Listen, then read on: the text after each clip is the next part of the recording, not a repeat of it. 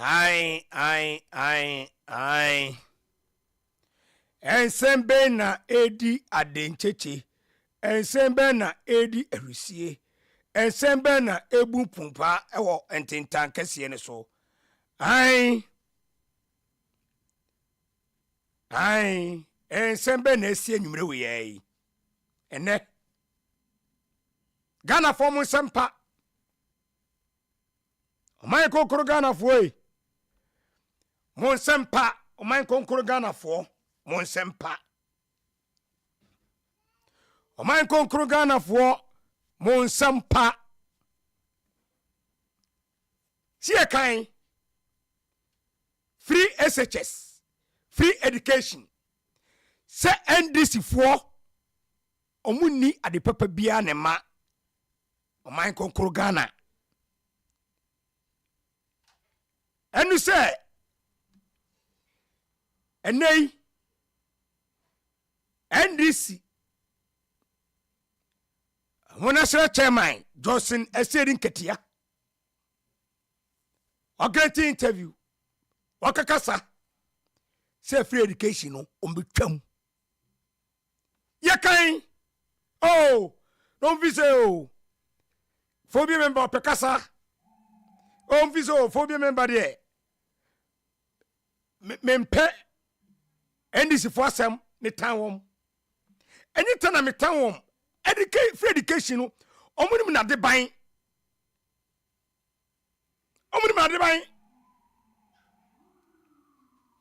Me ka kire mo Ghana for. Enso omu ma power mti. Omu ma power mpono dosine Asiedu Nketiah say free SHS ombetwam. Na o ma do Mahama ba. No be free education. O ma don Dramani Mahama ba. No be free education. Ene Johnson Asiedu Nketiah ako jiramu party rally ase se free education no ombetwam. Ghana for enye se phobia member me pekasa. Ghana for enye se phobia member me hu na tami ana me kasa. Enye se me hu na tami o ana me kasa. Takum ye jiri kwakwanum. Johnson Asiedu Nketiah akasa free SHS ombetwam. When you tape when video live. When you tape no kaso when you doctor. When you video Johnson Asiedu Nketiah kuta mic see a free education ombetwam. Ye kind. Ye no ye hu bibi ni ye ka. Enye se obi abo ye pa ane ye ka. Ye hu bibi ni ye ka. Ghana for enye se ye hu ne ten ane ye ka. Ye ka se free the one adia NDC for free education omumpe ade ompe de na ompe. Ade che ye ne bai. Ade che ye say ene de NDC national chairman Johnson Asiedu Nketiah ka guarantee interview to free education be twam. Everybody Ghana for. Mami no way. Papa no way. Afedi mate free SHS no mate. Ana monte. Mimo audio no mamo. Ana mimo video no mamo. NDC national chairman Johnson Asiedu Nketiah. Ene wedie wonakase num video wasi free SHS omuba ya ade achia no mutwam. Johnson Asiedu Nketiah say free SHS no omuba ya ade achia no mutwam. Enfaso bi ani so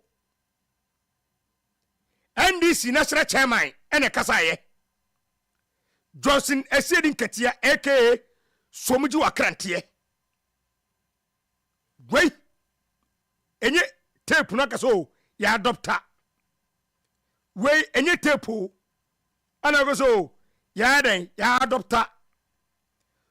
Wait ye adia eye video ojira campaign ase ano se nananom free SHS ye betwam ye ba ya na ye twam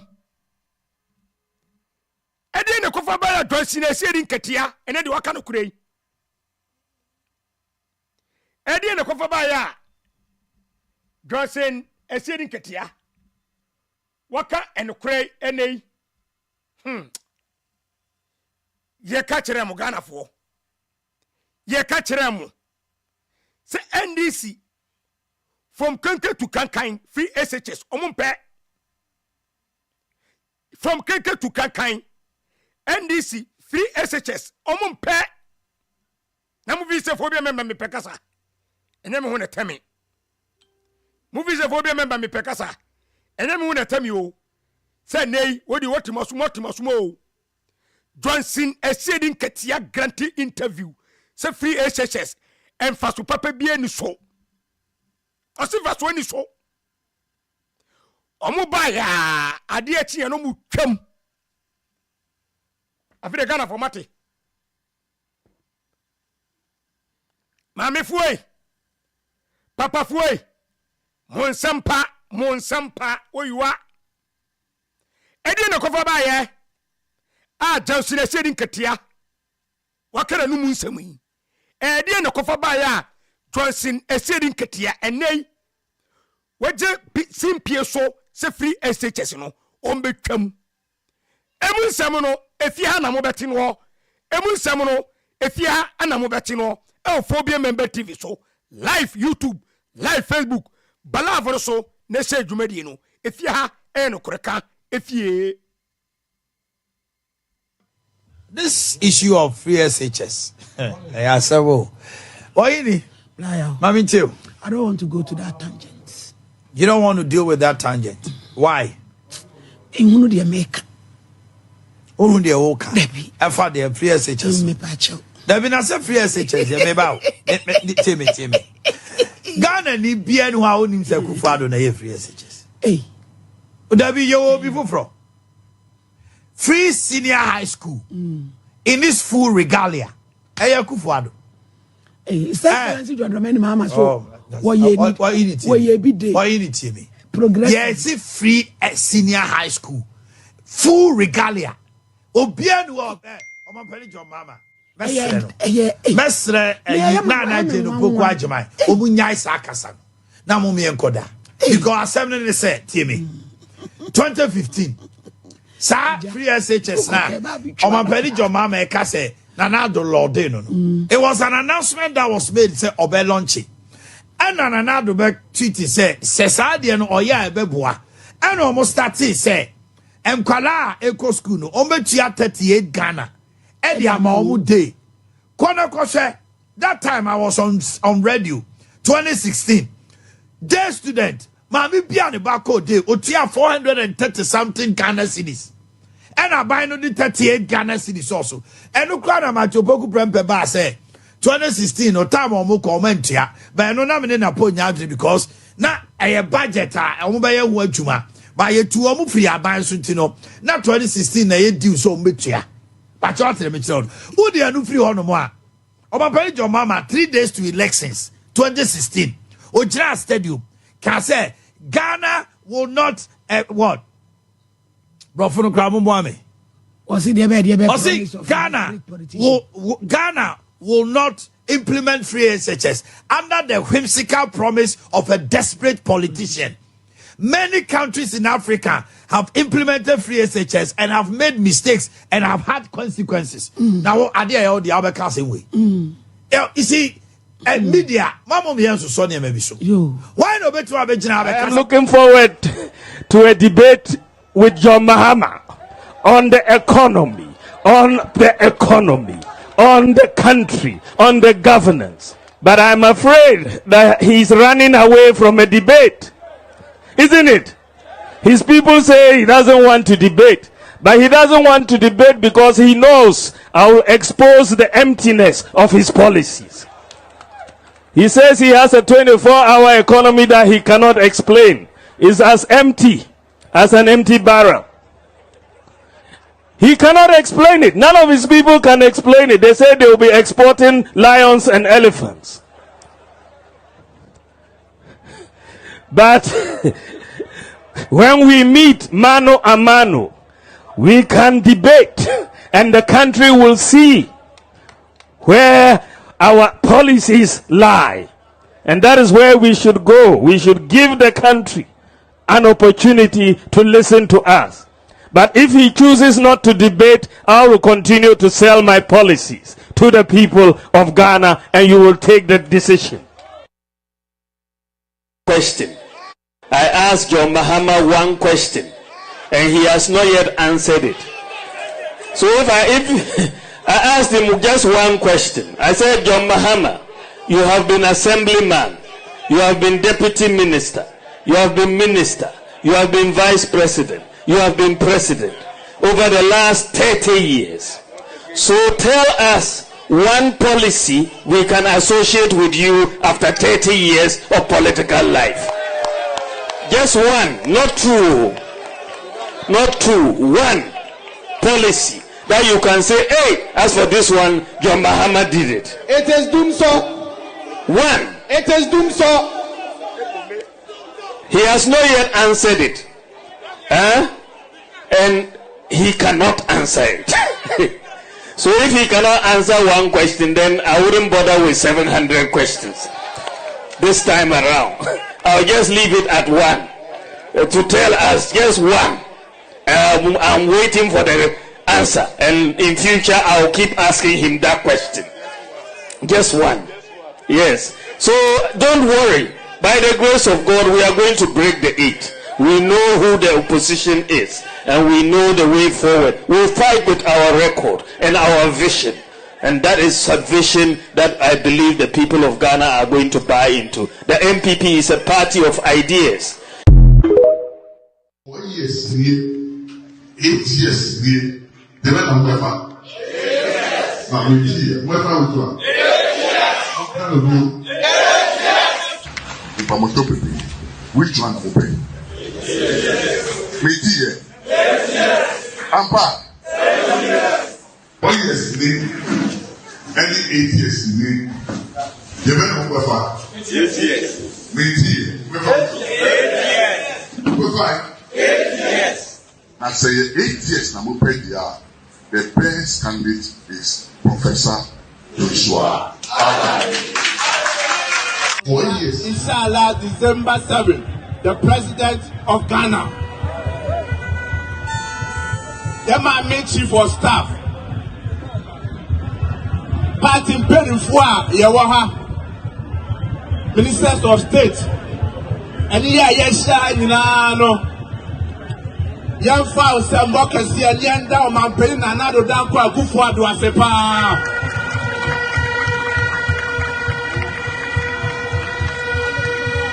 I said, Ben, you better catch on my penny. I said, Ben, you catch on my penny. I said, Ben, you catch on my penny.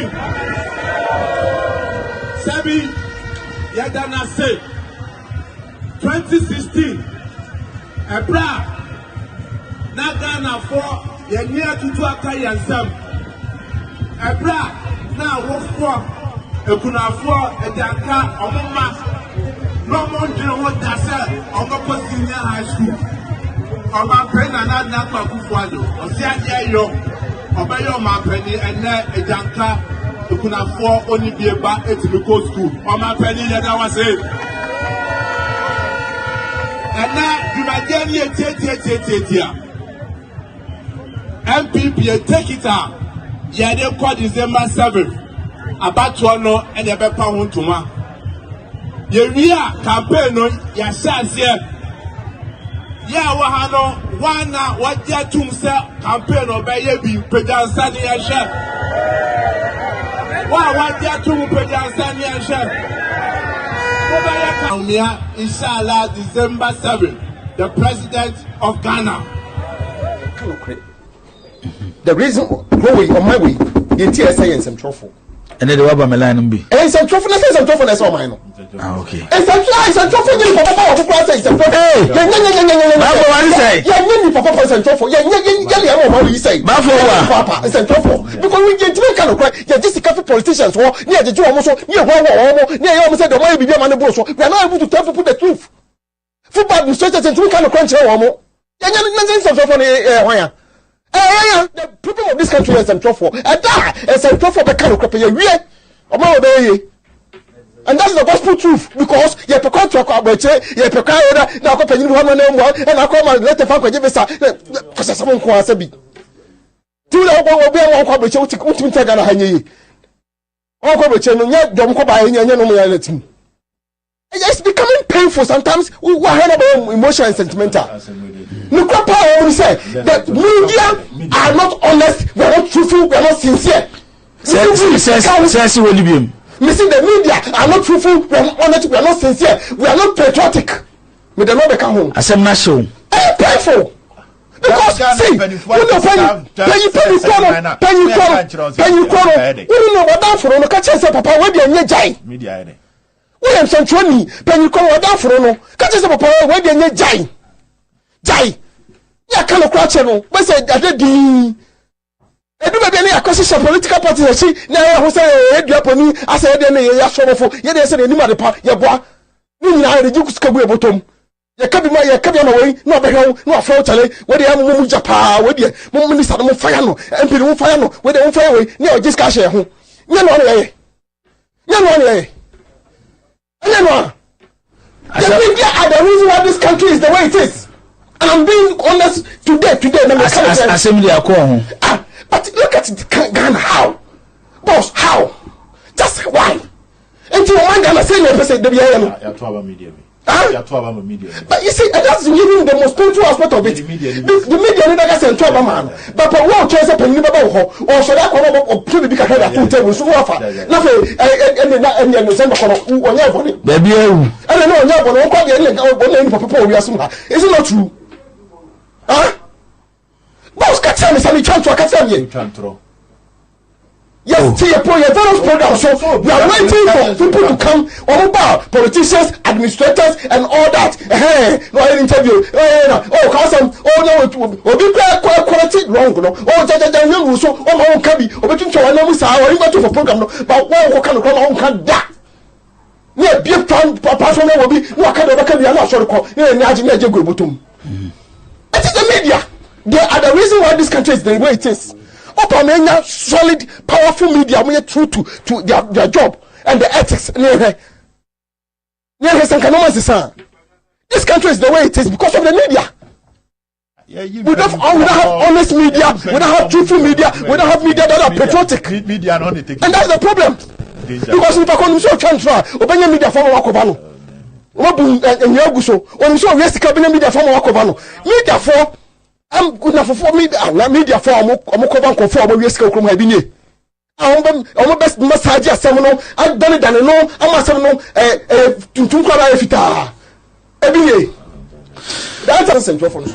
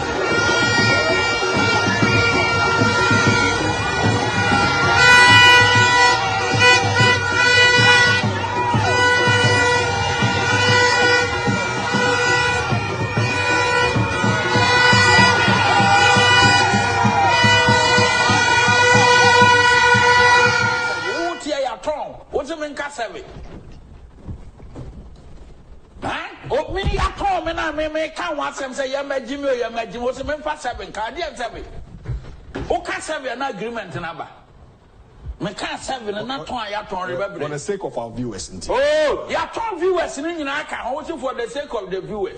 Viewer be anyone, they ain't tono. And to South market this and near my boy, and I are Mama told. Because of contract, we are sign with MPS. With MPS. Mahama signed contract. Unim Sikaya G. 35 years in Indiana, almost $7 billion. Hey, $7 billion, 35 years in Indiana. Bronini Baya Duma in 1 year. Oko UK could tax. Close to $750 million. And now you come agreement where you come. Bronini saw by $21 billion. Say, can see Chema. Ye agreement to near the airport to back. I'm a Ghana for your 1 per year. And this is close to $21 billion. Professors can wait. This is the Kuroni in Amano. I think almost I tell me, say, I'm quite agreement, you know. I've heard only me agreement. No, you are being quite agreement, you know. I hold them in from Pacho. But because when I told you, you. Well, when you kukuru come by me, my might be in your doing to told me in your year. That's what your man will be. I made a meme question me ha. One I'm think kind of fried rice boy at now be complaining. Maybe what's Yana Bana Bush of Fuasu. Could see it in home back, can't hear the home back. There are no inflation cannot.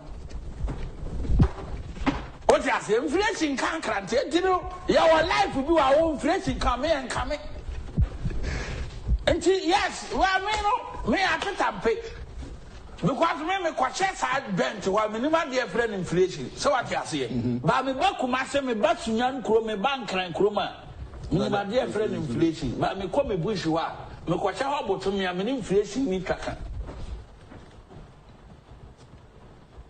So what I because me am a banchi. Ma tunu wa fuom wa. Me dia sisu wa fuom wa. Ma one wa fuom inflation bi wo. Emfroka. Me 2 years me dear sister my no inflation bi wo. Because everything minimum dear friend inflation. Mention Oh, Tonchine. Ora. Now the Kakrabe one. Oh, you and Nicola.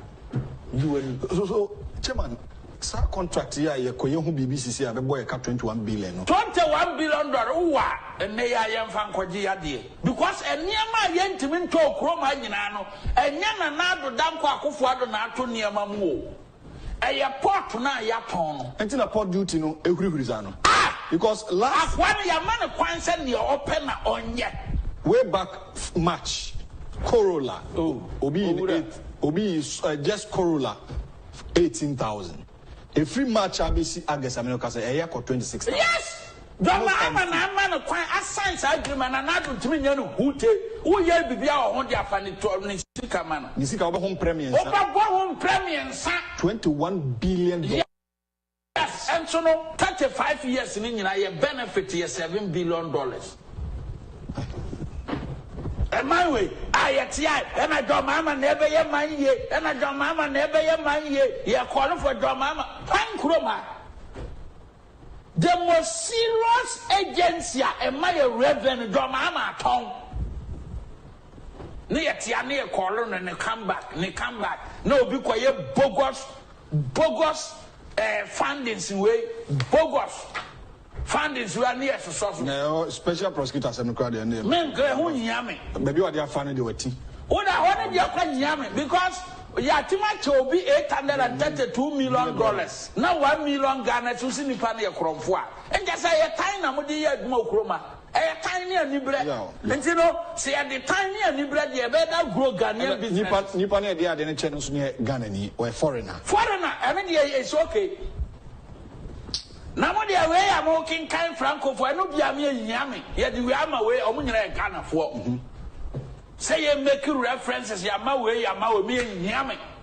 Because they are Ghanaians. Yeah, I'll say, but running Pete, be about Romani atam $832 million. I can free. Tax exemption free. Now you command Francophone 12% at the end, but 12% of that money now you say. That's it. If we hear your hand say yes, and we yet ya more yes. Me see, I may can't me see special prosecutor, me shannon come. Pray and you pray fan. Some me shannon come say, obey investigate benchmark from time I yet Ghana Revenue Authority. Ebesi now. Or we are the fundings now.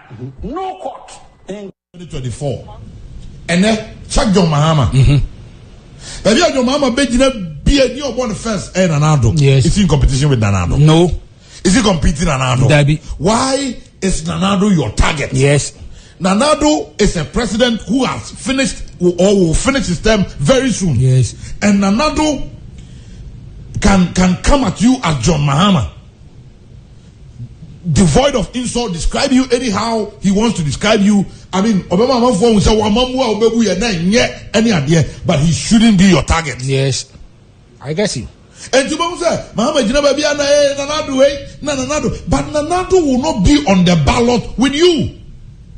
The person that you're going to be on the ballot with is Dr. Mahmoud Bawumia.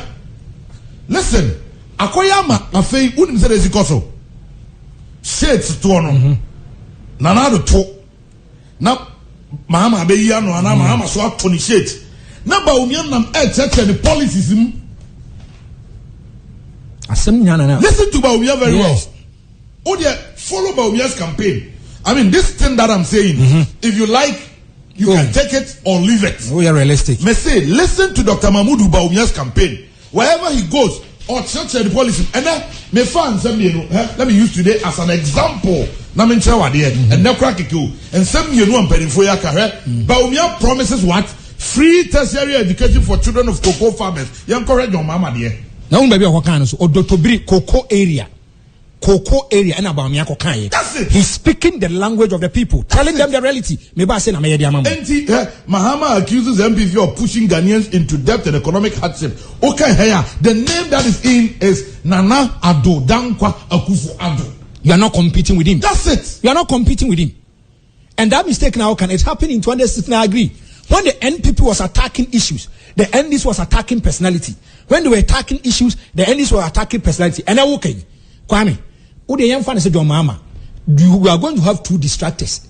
Two no air Dr. Mahmoud Bawumia, then Akufo-Addo. One, Akufo-Addo wants to leave a legacy, unprecedented record in the history of this Fourth Republic. Being see that, say Obiatimi ko 8 years, no all break 8, no didn't age.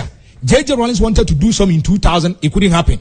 John Ajekum Kofa and Ajiso Betima be in 2008, it couldn't happen. Akufo-Addo want to set an unprecedented record in the history of the Fourth Republic. One, Akufo-Addo said there be some now you focus. Well, policies no better match my mama for Timatias. So I'll come after you. Now look at Akufo-Addo. Anytime he get any opportunity of addressing issues, he throws a shape or jabs at Morandi, John Dramani Mahama. Now, John Mahama, instead of John Mahama to remain focused and say, Debbie, I want to attack the issues. I want to preach my policies and I want to go against the policies of Dr. Mahmoud Bawumia. And come here, campaign Debbie, come say, yes, he was able to identify the needs and the challenges of the people and he addressed them. Yes, Christo fisherman and carpenter. One, it is a wrong move because I have to speak the language of the people. Mahmoud Bawumia, and that's my kind of say, Kwame, who will be a Hokano or Dotobri no growing age. Thank you. On himself, 1 year, Coco Enclave. Thank you. And your coin, only Coco Phony didn't come up. Another new can say, because of free senior high school, Sako scholars will come here. Was say, Mereba, Bana Mede, Banman in your dormant account. I want to be an active account. Name me farmer free senior high school for him. Kesiem or Kako Nina Samdiaman. Now, instead of you, John Dramani Mahama, attack issues, not personality. Nana don't Akufo-Addo stay to our question and home for so you're dead. No, don't laugh, and so for so you're dead. Address the issue. Kesiem no, me ba say ni say na meye, may you wait if you because Akufo-Addo is not going to appear on the ballot paper. The NPP can have a meeting, say there be say ma kwame ye focus kwame be money show ni nyina fa and say abrampa woni franco mo so anopa mun distracting no mun keti problem no and now I say and it's part of life. Kwame Politics I accepted. When we say politics say football match, yeah, and now bet say coach ogum 30 say so they're not at all. Me kai say me be John Mahama say omo ye manifesto ni we ade chi ya and NPP for so koye and also has been a campaign. Kesiem confirms to Burkina. And also has been a campaign. They don't really understand the project. But with the Mammy can't win. That's on the fiscal. Then on the spiritual. So they are. And then what you see. We hear the ya kata ni penny. The beer we hear and Sony penny. The beer we hear it doesn't please people. And me did this and your mom because so. What I say. And to say one take. I make a show no not ya. But I can confirm to Burkina. And also has been a campaign. And confirm they don't really understand the project. But with the Mammy can't win. That's on the fiscal. Then on the spiritual. So they are. And then what you see. We hear the beer, ya kata ni penny. The beer we hear and Sony penny. The beer we hear it doesn't please people. And me did this and your mom because so. What I say.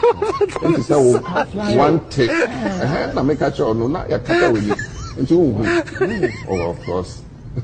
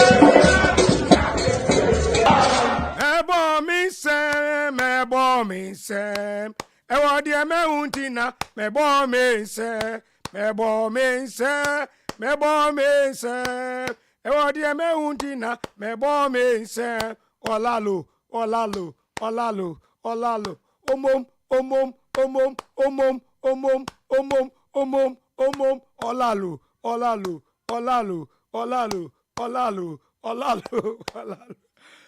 Thank God, thank God, thank God. Adisimama adofo enuanom ebusiafo mima obi bia kwa aba ene bafo bia member TV so. Abankesiem dwumadie ene fo bia member matrase a mene sempa ebremo. US fo nyina me checha mo. Omangana fo nyina me checha mo. Mosomfo fo bia member Abankesiem dwumadie ana fo bia member matrase a mene sempa ebremo. Virginia, Ohio, Maryland, Chicago, Florida, California, New Jersey, Connecticut, Philadelphia, New York City for nyina me chechamo. Phobia member TV so a demo live YouTube. Phobia member TV so a demo live Facebook. If ya no kureka fie. If ya no kureka. If ya yenidi atem wo ha. If ya ye buye mpanifo na emom ye nsuro ye mpanifo. Die monte da. Die mu hu da. Enna dan nyina no as usual. Moka me ho, me so me ka mo ho, ena me ni hia mo. Edu anwumresi ya baabi atam din. Edu anwumresi ya wo say ye phobia member obi atwini mobile phone, obi asori television, ebetie Abankesiem enokoreka. Me maamenom, me sisternom, bema bakupa social media iso, me da ema nyansafo ntem, me da ema etitiru fontem. Uni ma adue, me da ema nyansafo ntem, fantastic Miss B yo, ma Chalitiano, fantastic sister Evelyn Edu Yebua, fantastic sister Dana Apia, ma Shalopoku, sister Nanama, Vada Boke, Millicent Watchery, Elizabeth Ajay Ampoma, Esake Belema. What I say? Ma Charitiano, sister Nanama, Mary Rose, sister Fia Groba, Unity Abuaje. Bema bakupa mi de menya safo atem ti de bia no mi tribia mi de ka chire na kunkon uni ma due. Fantastic political show, live YouTube, live Facebook.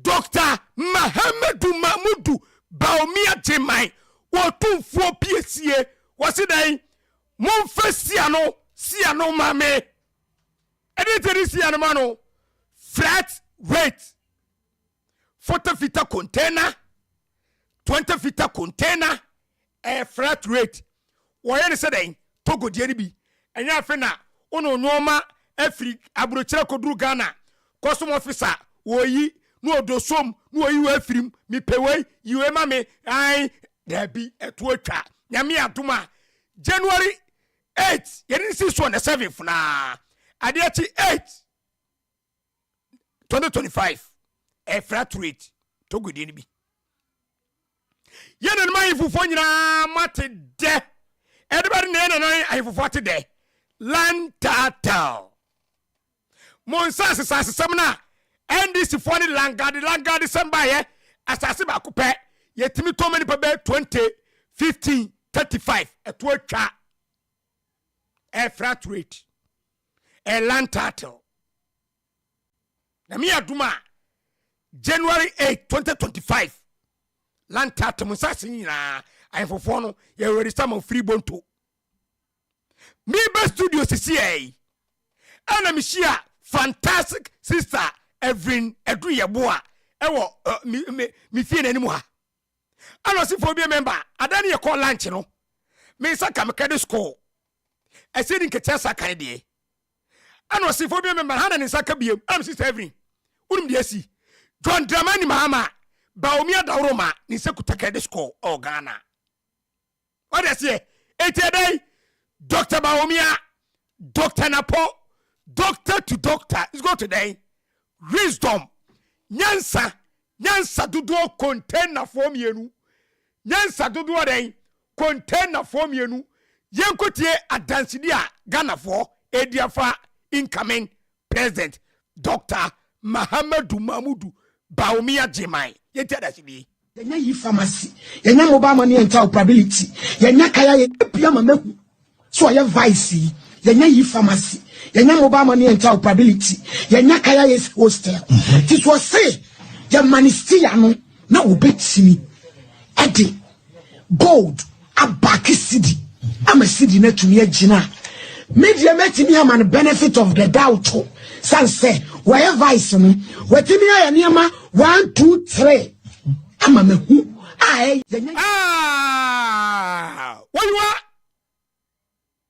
what you are ye dia dance where vice where normal 1 2 3 mobile money transaction on yaba e-pharmacy on yaba digital address system on yaba et wherever see why be mehu why be mehu when you fielio where any yale fidi gadochi and a Ghana for ye dia dance said Dr. Baomia to aso bedisi ya mayenko to aso and Ghana for dia dance ye I read my papa ebe to aso Yakobu say former president John Dramani Mahama aka discotheque aka confirm aka education metwam Yakobu say papa what the brother and I only me that yeti anu ya on my Ghana for yetero if he had ever been offered a bribe before. You mean as president? As John Mahama. As a human being? As a person.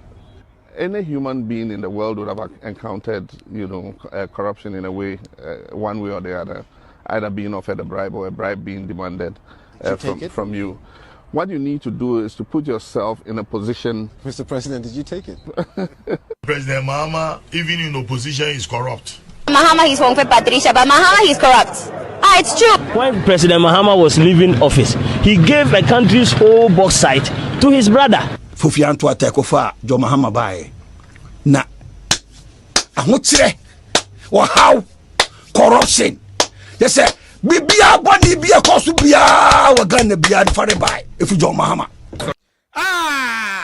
Ghana for Monsempa anada hono Monsempa Yebusa se papa what the bribe da ana one kwan ho I said John Dramani Mahama as a confirm as a government official one as a Burkina as a Ford as a discotheque and on a kwan ho government official one government official one hey bam topic number 1 and then somebody didn't Ethiopia hey Sami Jamfi when you miss call Ethiopia okutan tro FM and throw Sami Jamfi NDC communication officer right okay when you miss call phobia member Ethiopia betie blah blah blah Sami Jamfi and throw Sami Jamfi when you miss call Ethiopia and the FM won't turn out kutwa no and then so many me law school na me call no mathematical and me you be chiro law unyo lawyer what be tell lawyer papa phobia member betie e wa ha Sami Jamfi bam ene bramo topic number 2 and then semene mienu ano shiburuta ene yekoda sole ya ye koda swale ya esembe na esie nyakopo hu we NPP ni a mama me swale fa seda manyame wate phobia member mama me fa seda emanyame ba omi de nyame ase ba omi nyame akasa ba omi nyame akasa ba omi nyame akasa ba omi nyame akasa ba omi nyame akasa mama fa seda manyame ba omi nyame akasa ba omi nyame akasa Dr. Laji ba omi ni nyame akasa NPP nyame akasa NPP nyame akasa Johnson Asiedu Nketiah ye kode sole ya ye enade akoti microphone was free SHS no free education ye be twam when you tape we video we any tape we video Johnson Asiedu Nketiah aka Mika Brooks etoma Ghana Johnson Asiedu Nketiah aka som jiwa krantie wose wani dwamama kose dem ana mo da sole ye ana dwamama say national chairman brand be katre Ghana for say free SHS free education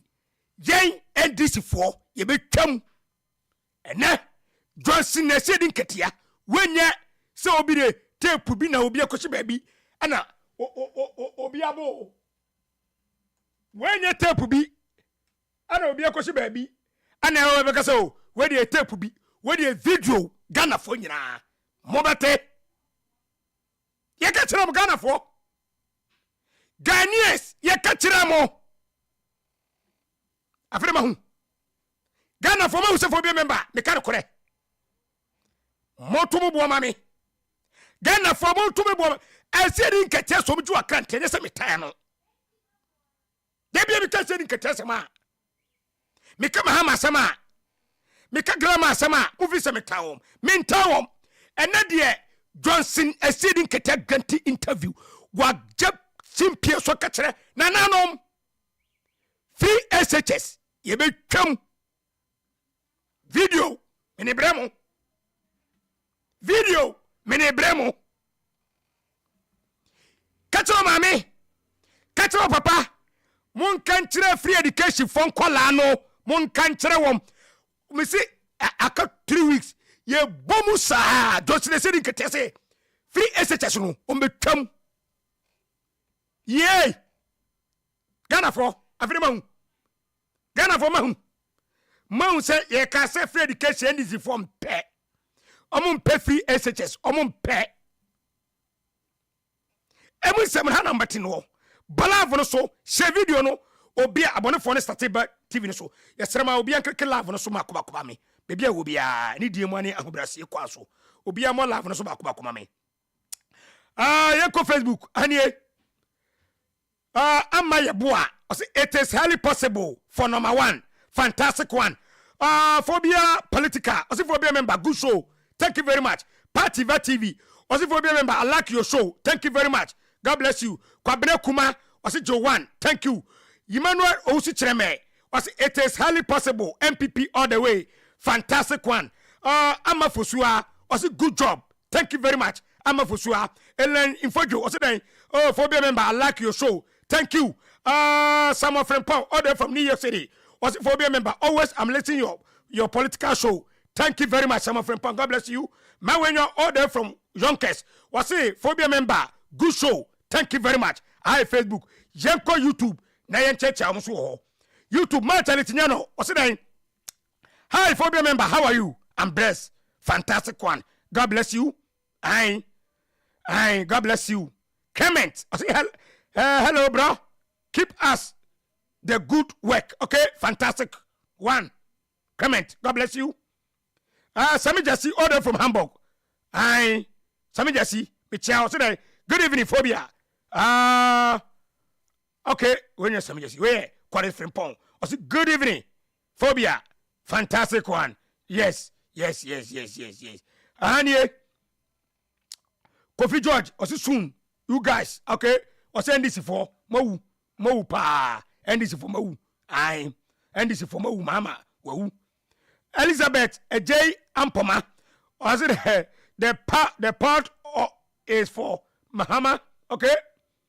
Kwame entry, okay? Also did Mahama term, okay? Kwame entry did Mahama term. I so better education. I Kwame entry did Mahama term. Why?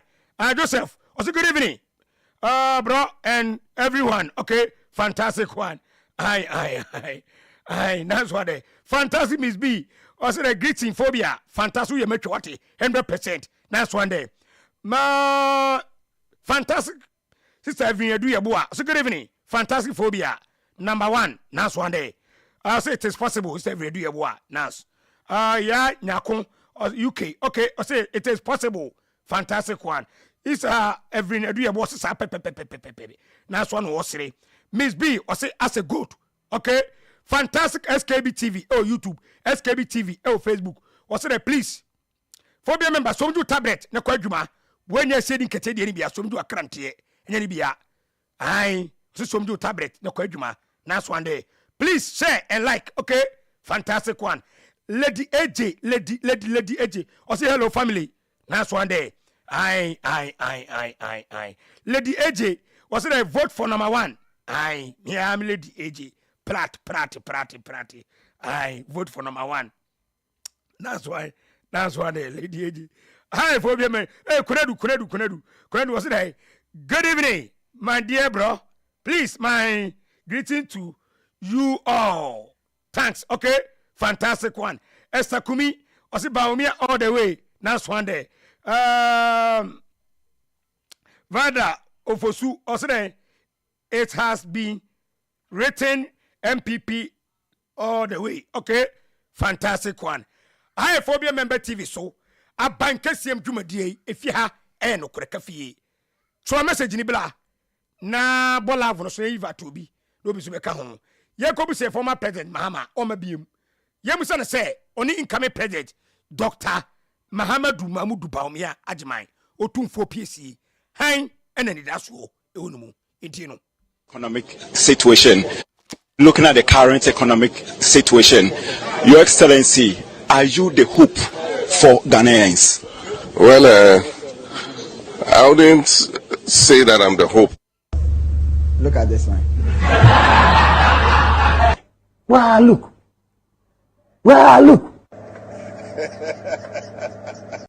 Current economic. I was for your former president Mahama say o mabiem and it so eninimu was it then o mabiem and it so eninimu etmen to abama no o koto abana eye Dr. Laji Mahmoudou Baumia Ajimai Otumfo PSC ono na koto abana to abama no onye hope ninimu eti ono na kan ye nyem na kan ye ono na numu hana kofa ba yo Mahama ono na kan Dr. Ajibamia, I'm a message here. Fantastic BT Kumsi. Fantastic BT Kumsi. Oba papa bia won say that. All the way from Israel. Echiao. Okay. Ba me message. Owie Kumasi to ya. Ano ma message. Se phobia member. Fama home. Kwamela kuma me chiao. Welcome. Iti ba me message no.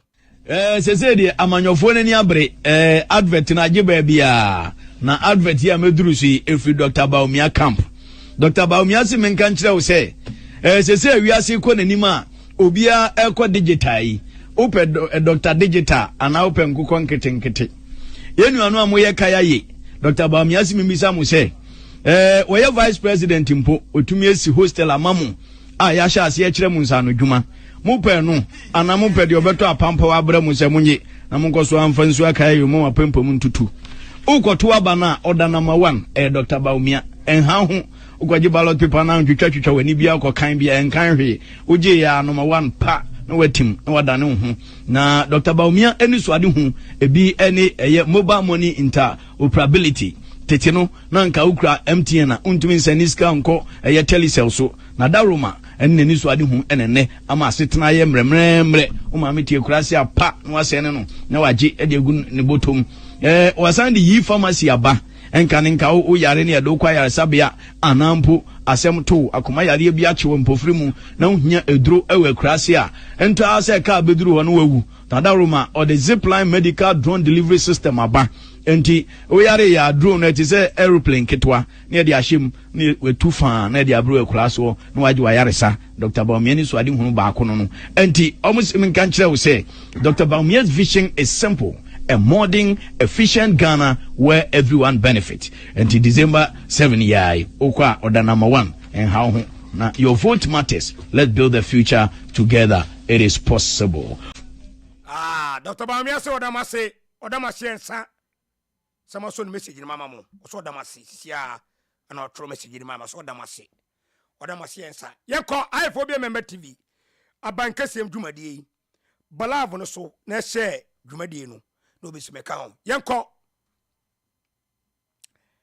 New Patriotic Party wasono amanyokuo 2024 election is a done deal. Yebe wini nyame nsa wom.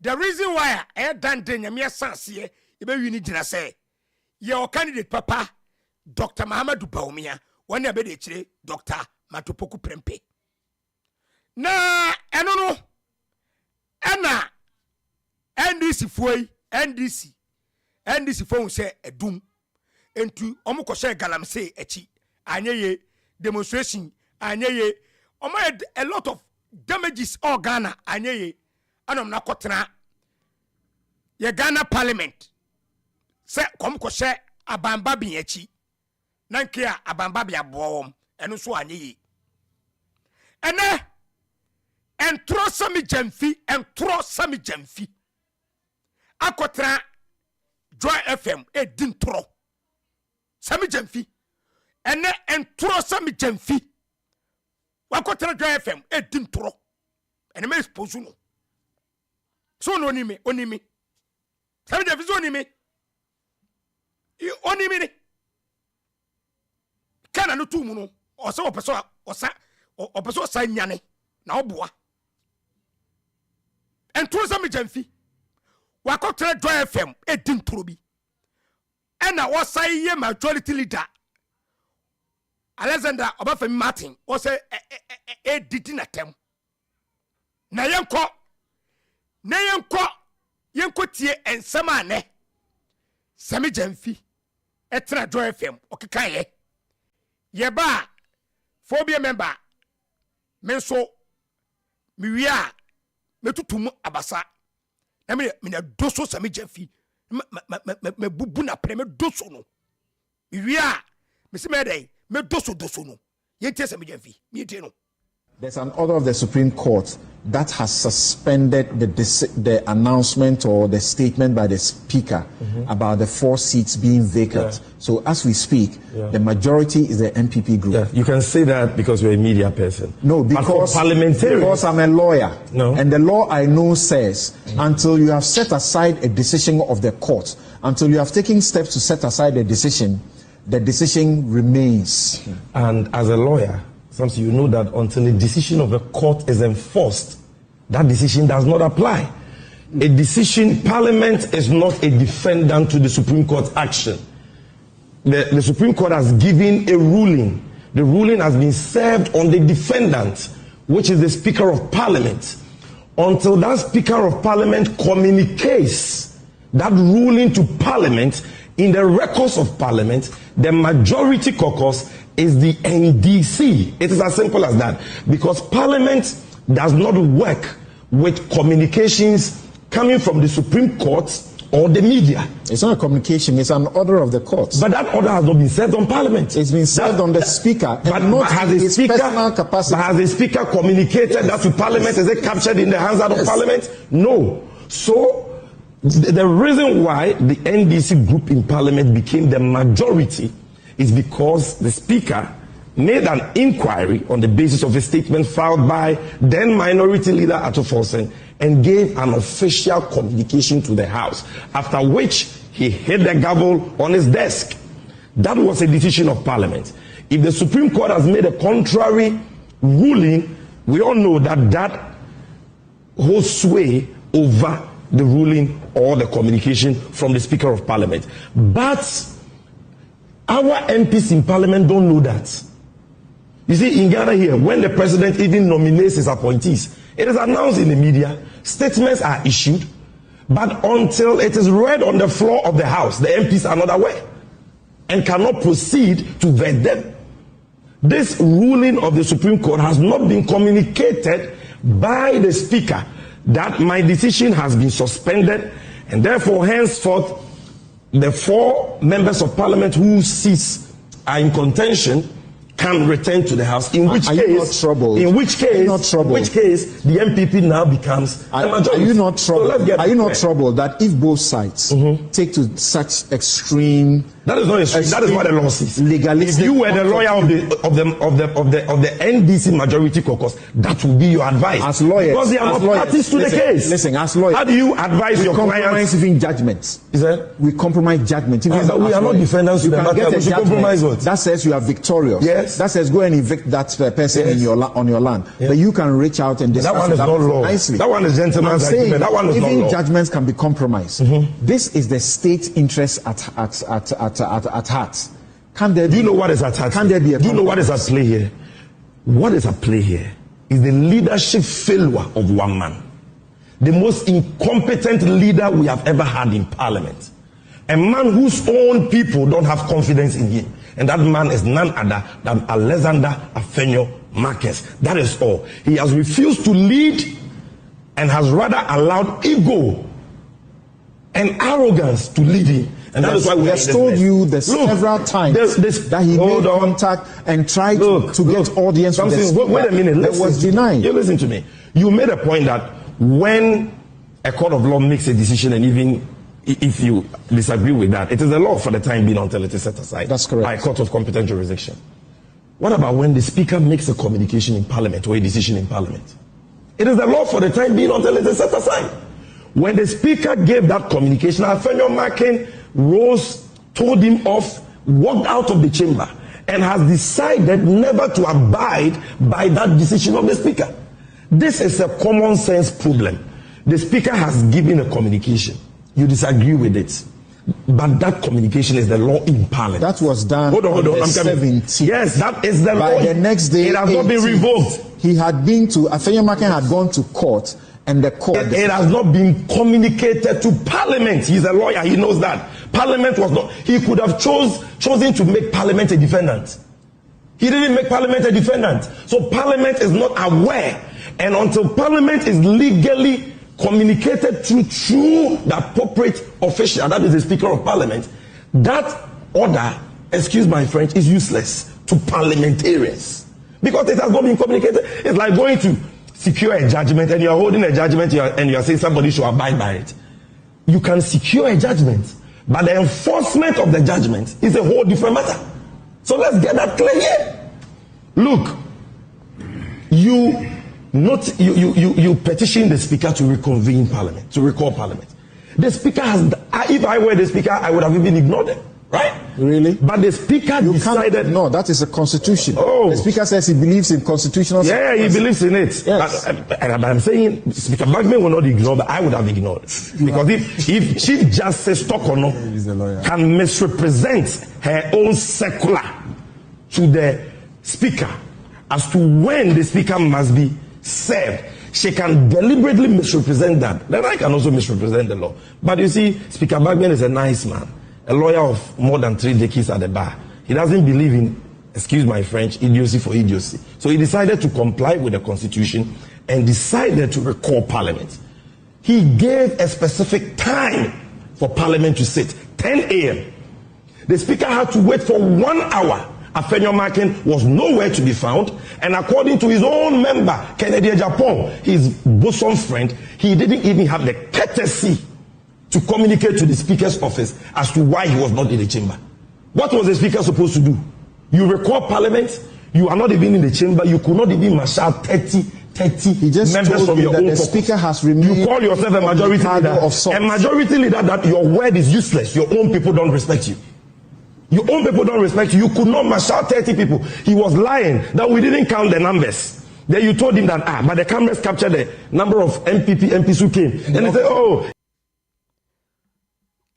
Wait, akwa ode TV sui.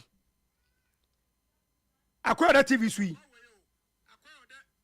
akwa da TV suya ye friend Sami Jamfi sa gawe wey etiminya yenya manyoko a eye political party akwa da TV sui yenya manyoko a ye friend political party one communication officer ano saye lawyer ben wonu eti Joy FM kasa obi common sense Sami Jamfi te Joy FM so obi common sense say Aban ono common sense kire ne say Aban babin say NDC for ye majority NDC NPP for ye minority enti ono Sami Jamfi no e lawyer no eyema no say Aban babi akotra se NPP for ko parliament ye kodu ho no NPP kodu ho no na NDC for akotra se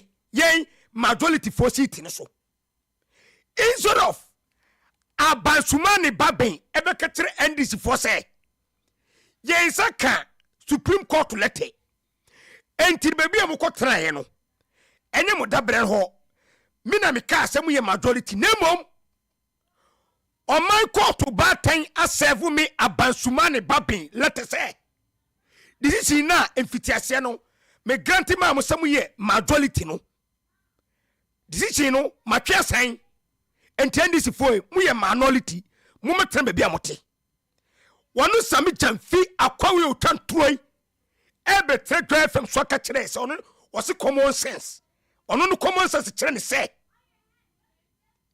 Obafemi Martin any common sense wonu Sami Jamfi akwawe ene o common sense great o mo brother Kumase me si apetition bia ba na uton one ne be winsa uton apetition bia ba timi ni si dan Kesiem airport hell akwa mo brother wonu no common sense kire ne say NDC for kotra NPP for seat enti yenko permanent to konsi Ghana parliament Sami Jamfi say ono no common sense no Sami Jamfi say ono no common sense no sa kwa we o mo brother adie woda to Kesiem ho enti woda sole Sami Jamfi da to Kesiem ho enti woda sore a obetel TV so a na to no da ho no ejeje ni trimu saa woda sole a to Kesiem no da ho no woda sore na to no ejeje ni trimu se to beti obetel TV so a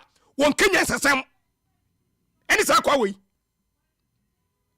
o mo brother ufi kotie ba pe yenye hu woni pepepe yesa kwa no twantro Sami Jamfi twantro sese akwa we TV so kasa obi amfa obi enim se akwa no twantro na eren eba no obi enim se akwa na wo twantro no entro Sami Jamfi NDC communication officer one oba no Sami Jamfi mibusa o NDC hana to abama NDC Parliament any majority leader Sami Jamfi Parliament any majority and I say police station any majority gwe na ye fere so a lawyer gwe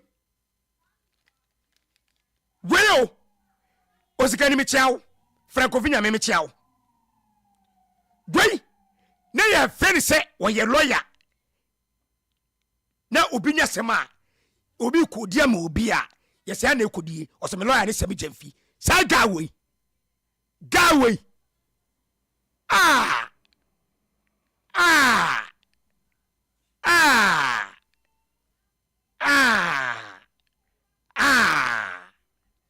Sami Jamfi this guy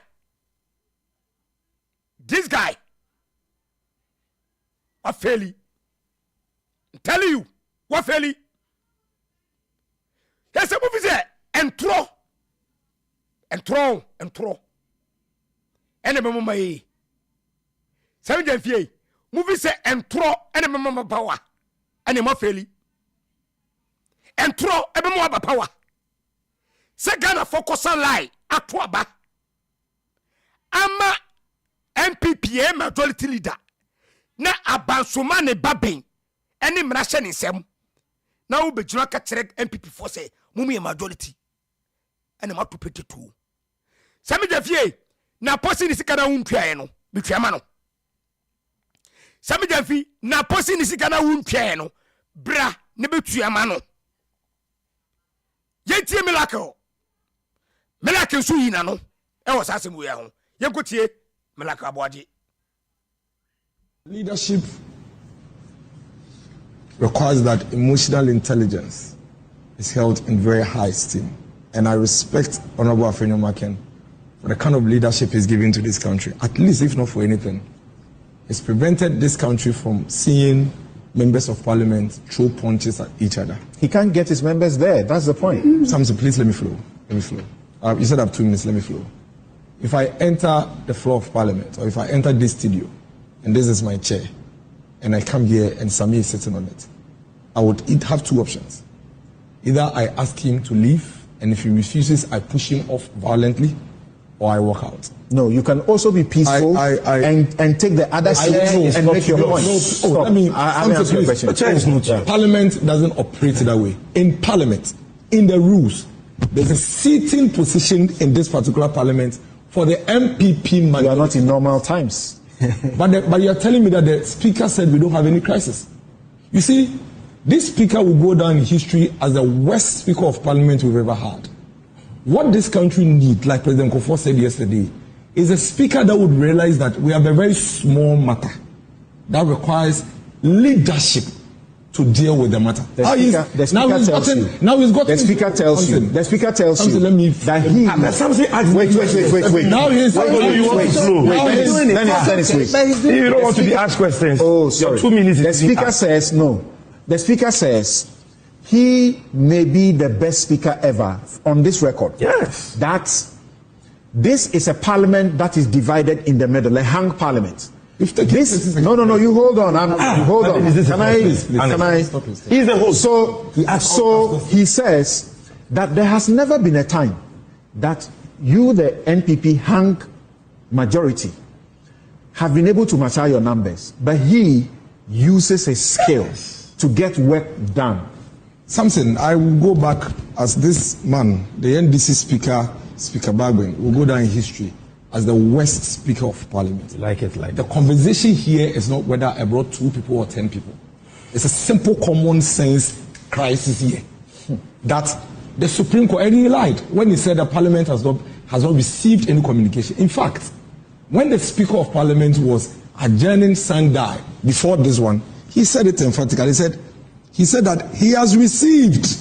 He actually confirmed to Parliament that he has received a communication from Supreme Court staying the decision that was taken from Parliament, but because they do not have the numbers to transact business. So if you say it is not informed. Oh, stop it. The numbers to transact business, but not the numbers. No forum to take a decision. You lied. You said that Parliament has not received the communication from the Supreme Court. Go ahead. You don't even understand what you're talking about. Sorry. Yes. Supreme Court decisions are not communicated. They are said. What are you talking? Go ahead. Something. Listen. Sometimes I wonder if this guy is a lawyer. When you're communicating common to ordinary people, you can say it's complicated. But I'm a lawyer. I don't communicate. Something. Listen to me. Listen. I'm not a lawyer, but I have common sense. I can read. I've done social studies at least. This is what the Speaker said. He said he has noted he had received a communication from the Supreme Court, which directed him to stay his earlier ruling that declared 4 parliamentary seats vacant. However, because they do not have all of the members of Parliament present, or consequently, need only have. Can he gentlemen? The Speaker has never said it. He said I am quoting the Speaker that they don't have all MPs present. Can all MPs present? Oh, he didn't say that. That is what he read. Did he say all? Yes, he read all. Okay. That's why Honorable members, listen, stop what you're doing. You lied. Let me correct the falsehood. People are watching. First of all, you lied that Parliament has not received the ruling from Supreme Court. I have just read to you that the Speaker of Parliament says that, what is this guy talking about? The Parliamentary Services Department, the legal department, is the one that didn't receive the ruling. Not true.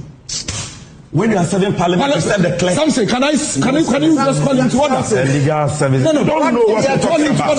You see the reason why I'm interjecting is that the discussion is lopsided. Call him to order. Why do you give Antonio Markin 25 minutes? You are refusing to call and you want to give to present what Mr. Bagman has said. In the public. We are on national. You don't even know the difference between service and communication. Can you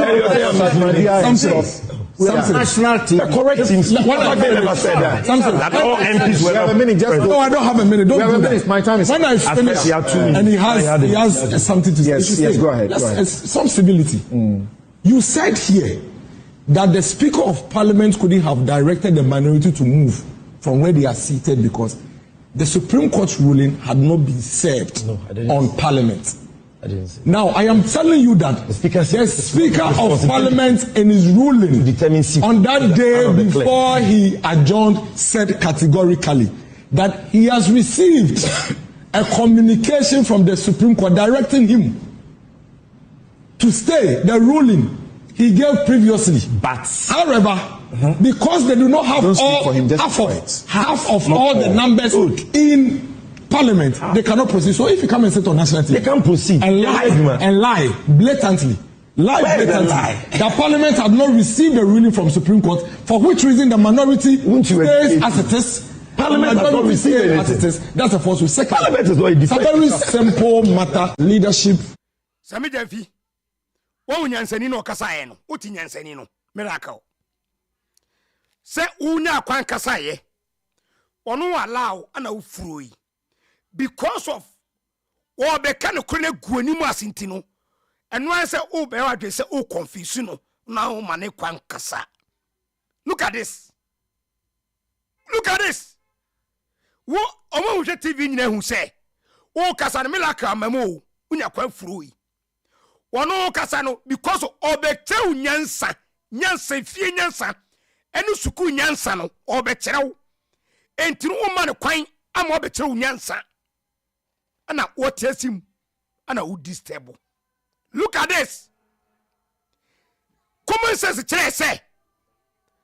say obi tu akunya so e kra so mu kura na okwa na obi atere akunya so asem na abeka kire no na ka so mu so no okwa unko akunya da na obi akotra so okwa asem na abeka kire obeka kire say madam ana blantie sole free makunya so enuma mienu pe sole oseme sole ada se obere ube piano efre akunya no so ene na NDC for ne epe ena miracle chire wumu sami jamfia won kan kure ufri koti aba no obi ehu se akola na otwa ntoro no woniye entoro adwale firi osoro abesi ufom enai uti TV so na kasa obi enim se sami jamfia betwa ntoro enai ubetre television so na bekasa pe obi enim se sami jamfia ba betwa ntoro un integrity biem because un kan kure and put gallows a gallow through from the form. Un kan kure say Ghana for lie yatuaba am NPP majority. Mumu be windom abenya majority to parliament. And sebi NPP for Jimmy. NPP for Jimmy. Sabi jamfie. Kakache do Mahama say Majanda na money buy no anye ma faili kakatire John Dramani Mahama say Majanda no ma faili ma dinkugu kope be bitra eno chi no melako aboaje esa kasa wa yentie melako making some payments to some public servants even in those crises. But in Ghana under the former president Mahama 2013, 14, 15, 16 nurses, teachers were left on the streets. They were picketing to be employed. Nurses and teachers' allowances were removed. It happened under this government. Today you tell us, oh no, we never removed nurses and teachers' allowance. We replaced it with scholarship. Who in this country, which nurse or teacher in this country received any scholarship after he removed it? In fact, he told them that he was not going to negotiate with them. And that if it is as a result of the allowances that they will vote for him, then they should vote against him. So it is not the same. I mean, Donald Trump never told the American people that he was a dead goat and that in spite of the challenges that they were going through, he was not going to listen to them. Mahama did.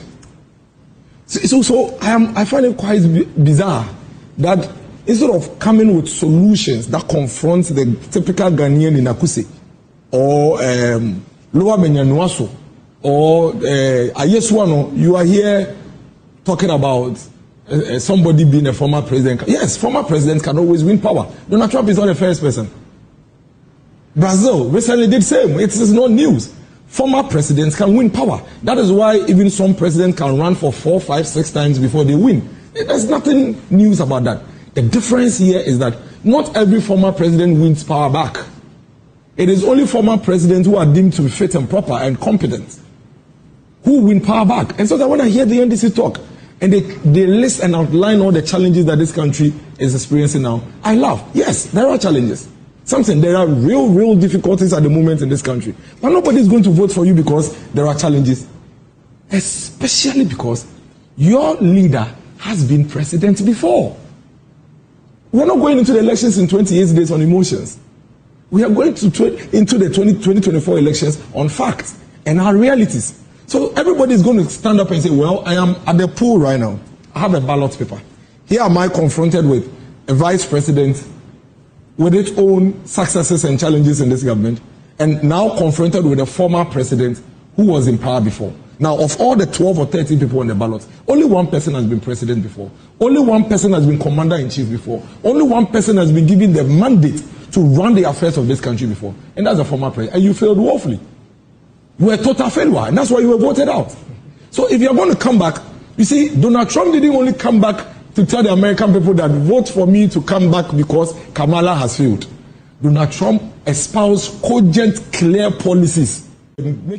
Sami Jefi, what in Yansa Sama Catcher? What in Yansa Samana America Boaje Catcher on Sami Jefi? What does he? Omomo, other ballot people, so you know, Obienwa, what the president in Bida, Domama pay. Obien woni dum so ba Ghana. Obien wo kasem menya magicians ma hwenam no naka dompe. Ati do Mahama nkokon ketenkete enkofa ketenkete. Edi sabi dan fie tienyansa na melaka boache e ka kire wo no. School hoy e se nkete na kan. Empipa jimie wajimi. Nyem na kan. Wa wona hire chairman na kan. Osi school wo empipa jimie wajimi. A simple. Fantastic political show. Number 1. 5 million children have benefited from free SHS. Protect free SHS. Vote Dr. Baumia, number 1 on the ballot. Over 5 million children have benefited from free SHS. Protect free SHS. Vote Dr. Baumia, number 1 on the ballot. Over 5 million children have benefited from free SHS. Protect free SHS. Vote Dr. Baumia, number 1 on the ballot. Hi, Phobia Member TV, live YouTube, live Facebook. Balav no so, share video no. Na Eva to be no be so, and my make a no. If you have no crack fantastic. Yanko Ghana for Nyankopon akoye kwama yen. Mo social media nyina na me fama video so. Se nya me nhyira obia bako. Na me akoye kwama yen to aba no so. Nyankopon ye nya sida ne mo otwadi ampo Nyankopon. Se yen a ye ni bie. Yen a ye ni bie twumasi edinkra me chiawo. Yen a ye ni bie baomi a woni bie eja. Woni bie eba ni na ene na gya nyina ne Awurade Nyankopon. Enai Nyankopon expose NDC for na me expose NDC John Dramani Mahama. Na no dan kwaku fado 208. Obon nto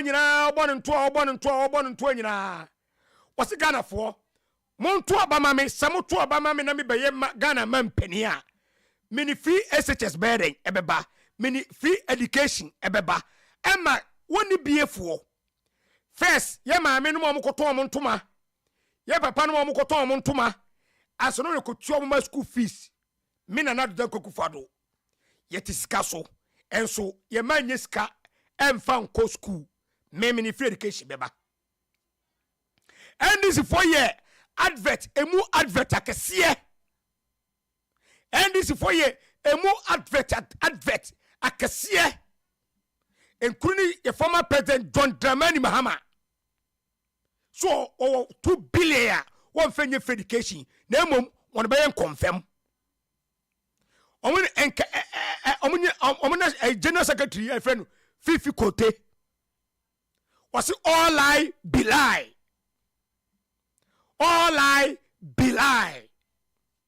and a Fifi Kote Fifi VV Kote was all lie be lie almost sponsor advert hudo free education 419 free education 419 emu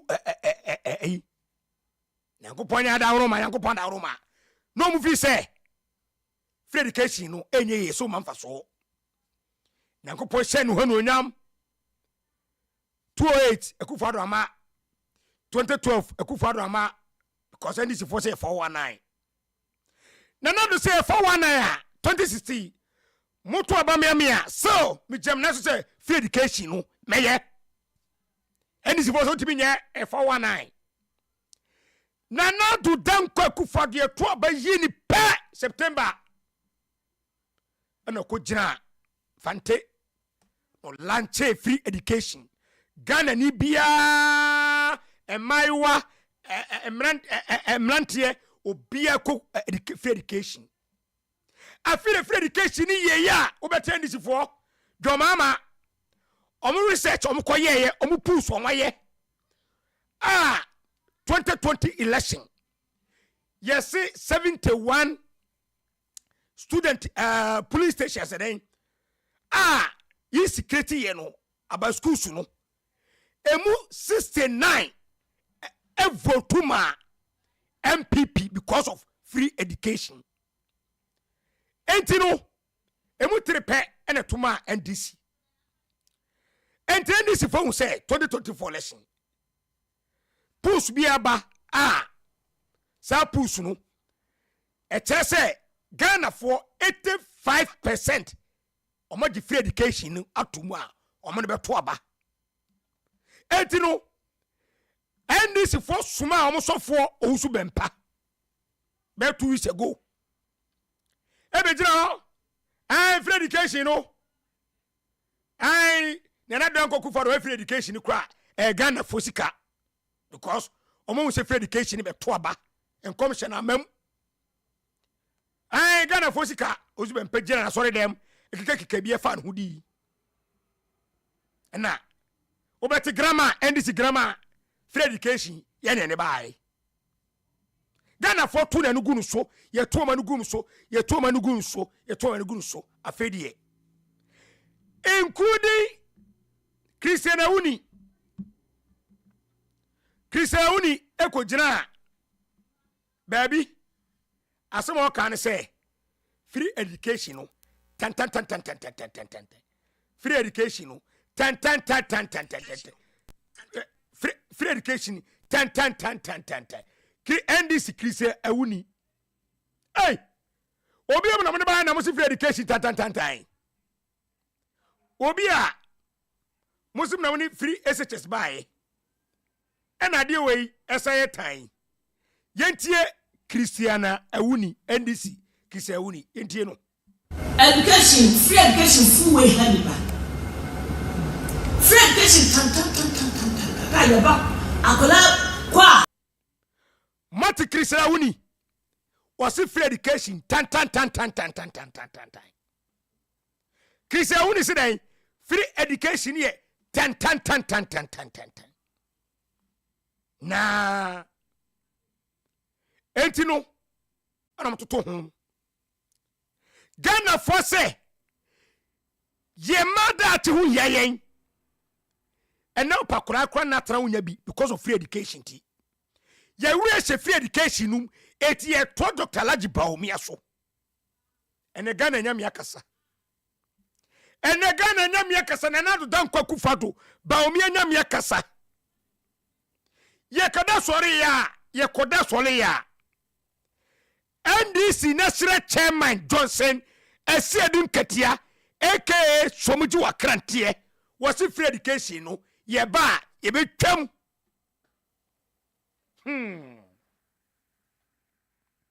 Wait, any tape wo. Wait, any tape over some of vote tape ni bia. Wait, any tape wo. When ye over some of tape ni bia. Na said Nketiah say, na nanu me. Yen this for ye kra NPP education. Enra me ko Mahama dem Johnson Asiedu Nketiah say. Enra ni former president Mahama ekoye meeting. Wasi wo makachira Ghana fo nyina say ye ba free education ye betwam. Wey enye tape video. Wasi Johnson Asiedu Nketiah. Wasi Ghana fo free education ye mpe. Ye betwam. Denye na meka wo we video. Ghana for mami foi. Ghana for mami for. Ye ketram say NDC political party no MP free SHS na mu fi say oh for be member there me pen this for asem me tan Asiedu Nketiah me tan Mahama me tan grama nyene sa. Me ni adwe kutawom adwen entanura me mpa bo me boy no ana bowura Asiedu Nketiah ene de watu na num tuo se free education ye ba ye betwam ene ye fresh Johnson Asiedu Nketiah se free education no ye ba ye betwam mami fo mutie. Tell your friend to tell a friend, tell your friend to tell a friend, tell your sister to tell your sister, tell your brother to tell your brother, tell your brother to tell your brother, tell your friend to tell your friend. Johnson Asiedu Nketiah aka Michabrog. Johnson Asiedu Nketiah aka Somuji wa Krantie. Akrantie beyo se ni akrante kro. Tama okon Supreme Court no. Ye busa ne se Johnson Asiedu Nketiah. What's your evidence? You tell us about catching Ghana for. You tell Johnson Asiedu Nketiah. I'm sure say me ko jina daka bo. Mo fa results mra na me fa ngwa. Results wa mo de ma me no. They say, who did Jiranda Kamba be as a defend their in the Guasi? And Unti yet to mean fast army man of Cockpot. And now, almost any young court lawyer Chicataho, and yes, was our documents. We don't have someone can just say, come once and for me. Let's hand the call lawyer Chicataho. Yakwa ko jaima no no so wi mu a de che ofre o se mo maji so mu je Atlantic za ye maji se no na mo de kokko to dia mo ko pe mo no ya na me de mi ntimi ko yesa anu ti ne ko kokko to a mo bi sha se me resource wo here am ka se am fa resource bi aka wa mati Johnson Asiedu Nketiah onum say okokoto ni evidence to no koma chetu kata no chetu kata ne say papa yi de wo ye die emfaso bi ani so uni evidence men kokoto no so muji wa krante sa krante ben yo up to na yi hu akrante kro no etu kuta political party na unesire chairman ni a u the party wem na unesire chairman ni Johnson Asiedu Nketiah. And then what is my catcheramo? Ghana for what is Johnson Asiedu Nketiah? Aka Mika Brock a Toma Ghana for aka Somuju Akrantie was a free SHS Yempe Mini Mahama Mekoda Mahama and Paso. I know a meeting. I know see me catcher Ghana for say free SHS and you become Johnson Asiedu Nketiah. When you tape, why any tape? Why a video? I would jay become what can say free HSS you buy become a candy brain. Mammy Foy, I'm medium in trouble. Obia Premi, me bofu, medium in trouble, Menemin Twaba, Marty Johnson, a shading Nketiah. Marty Johnson, a shading Nketiah, mammy for Papa Foy. Marty Johnson, a shading Nketiah, free education, no, free SHS, on bound become a swooning fast war. Was say, a swooning fast war, a boka. John Mama say, about become, dear swan fast one say, John Mama beba. Now this caliber to cast ama guess no and the swan for so and my home. Was it a dear swan for so say Obeba no this canama captain smart madi. Quabrabo be a samadi. Coming crumate to Kesiem madi. And now also wedding or baye. Ne free SHS in the a soon for so on bound become a catch them. Gana Yami Akasao, Gana Yami Nakasa. Oso suru nyame akasa abode nyame akasa abode nyame akasa genko ni enkotie Johnson Asiedu Nketiah meeting on John Mahama grandma aka mikanko fomo kotugu omkoye we yewura John Mahama dema enedi away waba bonte beka se free HHS no me ba metam yenkonkotie Johnson Asiedu Nketiah aka mikabro aka somju akrantie yentie asemna onu tudwa ema Ghana for enedu away Ghana for muntabasum emutie Asiedu Nketiah num asem yebetwam free senior high NPP for kasa ye ade bia free a ewa ho chobo enente ho edunti na omu kasa ye in free nananom free senior high yebetwam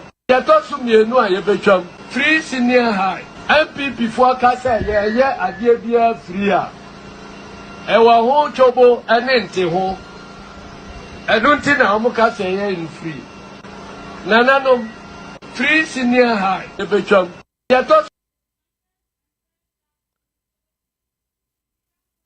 Ghana for Marty Johnson Asiedu Nketiah. Marty Johnson Asiedu Nketiah. Yes, and Teddy Bimu Habim. Yes, a TB. Yes, I. Yes, and Tia Johnson Asiedu Nketiah. Ebi Moha. Intino. Free senior high. NPP for Kasa ye ade bia free a. Ewa ho chobo enente ho. Edunti na omu kasa ye in free.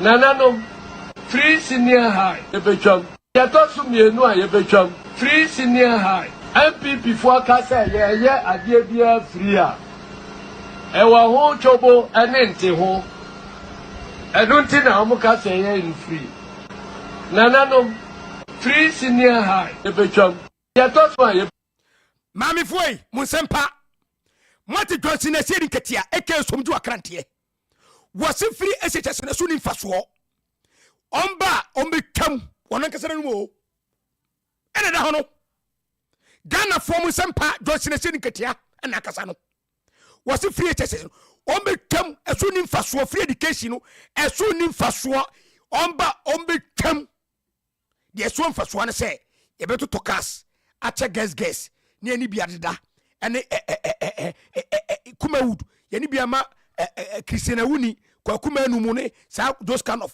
people no yebeto kase ama wo Johnson Asiedu Nketiah no mo Ghana nyame na akasa no Ghana nyame ana akasa kire mo no ubetwa free education Asiedu Nketiah unu kwa nkro fa so free education Johnson Asiedu Nketiah unu kwa nkro fa so free education betwam o makra no betwam o mane anu oba betwam yema o mane ama o machena o manu oba betwam ewi akire no Captain Smart ni bufu afu no ene asema ka kire ndisi fo no osoma wu asema ka kire ndisi fo no Captain Smart asema ka osoma wu Asiedu Nketiah egu agoro no osema sa agoro no wase ogu agoro no yenti asema Captain Smart e ka kire Asiedu Nketiah survive. We will never ever succeed. We will never ever get to the destination we all yearn for. And run na Juna Metias, yes, sir. NDC a useless grouping. Never, ever survive. We will never ever succeed. We will never ever get to the destination we all yearn for. And one Nigeria Metias say NDC a useless grouping. Ever survive. We will never. Kate smart. Ni bofu. Mewie adwuma no. Press 294513308. I phobia member TV, YouTube live, Facebook live. Bra homa so bra beka bi. Bra homa so plus 92945133308. Facebook live, YouTube live. Oh, phobia member TV so if you ha eden no kureka if you ha no kureka Malata Africa market ko kodudwa black was income tax Malata osi yawazoye Malata Ivada food on tombla papa abedwa so mada uruma anam kosu yi mini bremo hello phobia yay phobia moni ejuma Ghana mai da wase free SHS nkwala omo da wase Baumia da wase na nado da wase sede bia wode no kre no e de breyen na o mama nsan nyina so e ma wo munhunu nya o twantro dia owo policies dia owo norma pa ene nepa a odeba ama Ghana fo ehwo ato wo mu school fo ehwo ato wo mu Baumia e the credit score na bawa lanche Ghana yesremo let's take advantage of sa enoma power she Jefferson president we onokwa yefa no nto ho na yefa his excellency Alhaj Mahmoud Baumia so fan to ho ebro omu nyina no omu ye vice she dia wo ye adwuma also a vice president na to Aban fama no versus obi a no ye vice president kura no no akasa ne president mpo or investigating no or the president Atta Mills was not even comfortable. May he rest in peace. Now onya comfortable with Mahama. And Sudanado say there isn't a single time wakwa dampa why you're worried about His Excellency Mahmoud Baumia because onim say or you're no quarry for onim say obe deliver onim say na dwene mu do onim say no owa ho brasye onim say na ni da form Ghana for yesra mo mate munkoto Emma Baumia motuma nria na motwa ma parliamentarian NPP parliamentarian nso said de be ya ensemfu a ekoso parliament sesi ayi no de BNCBA mu obi anja hunti watimi wakame yefa ni nyina ntonchen. And let us think of Ghana. Let us think for the betterment of Ghana. Any school phone kwale mi school phone kwale mi school phone kwale omuni hear me. But the sad part about it, they say, ebinum ko omuma menom no kura podo. They don't even care. Say ebe man 50 cedis. Na we di nene, na we tumi anwa enwa mu edi nene no. Enu ne hia no. Omo nwene omo mampo da achi ho. But ye die, ye say ye wa akoma pa. Na nado nye die no na wo hwe ono ni di na oje. So president bi baye ye fe na nado obaye. Emma nkwala school fo nkwala nyina ko school. Emma ye nya nkwala omo na ka ya ka wo mu ahya afei ne die. They came out and they were performing our God-given talents in a show. And no kwana na do ehiano. Enye bibia enye ganesika ompe because sebi odo no woni bibi dia sana oba ne papa we nkowia generator ne papa no ono akasa tumi to ne generator nti yesremo mama mani na ho no na sasa me jemfu we ni de na ya na sankrofo we mu che se fewe ni ani wo mu ani mu ana se nyansa no mu ni do they even have conscience omu will be it will got national television so no we shouldn't try to say we are how do you feel na yiri na dey no film but I don't blame her so no need your to we disikani be fie ntenu ana ehia no but me ferry mu wie so a masa akwa gina sorry dem ekupeja monsa holier than thou people na mu wie a mabeka sakramoni dia mompne kramoni oye upright bawomia oye upright odino kware obune ho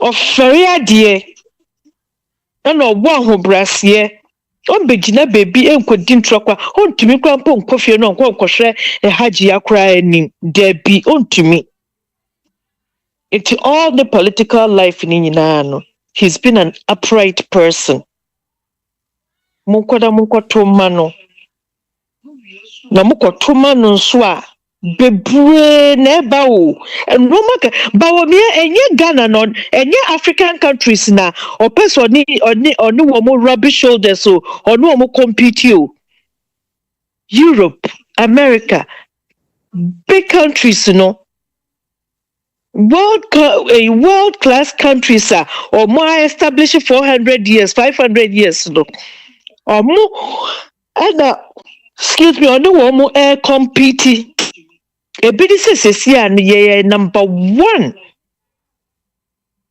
when it comes to drone services in the whole wide world. And no, and a friend of vision, a man of vision. Abankesiem, nyansa container ma. Ena nyankopon yi na mayen na sagana fo ya nhwe ye na ya nye study na se ya masa ade sa jewel egudie we efri yensa egudie bawomia efri yensa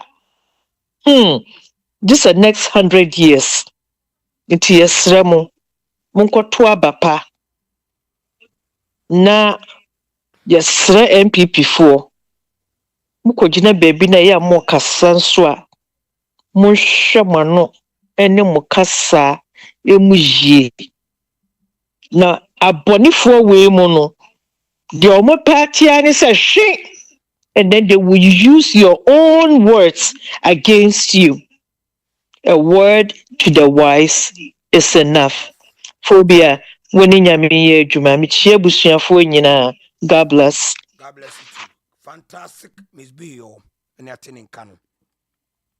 Ivada food one event Tombran Papa Abegaso Freno 718 Events and PPGH 718 WhatsApp audio 450-5939 High Phobia Member TV Abankesiem or attack your Tombran so gaso Kokodio Tombran Emunka Ede Papa. Hello Evans. Oh, Abankesiem na pomti senyo munia. Unia Evans ni Connecticut. Fantastic. Ni se unyame adom to bia mo ye de sister na obekasa ye no so ase. Unyame hia no metie wa na metie videos bia obobo ye no. Asiedu Nketiah no ane NDC for na bia. Omo no education omo mpese nipa be enlighten because we enlighten betting differentiate the good policies, what you say from the bad policies.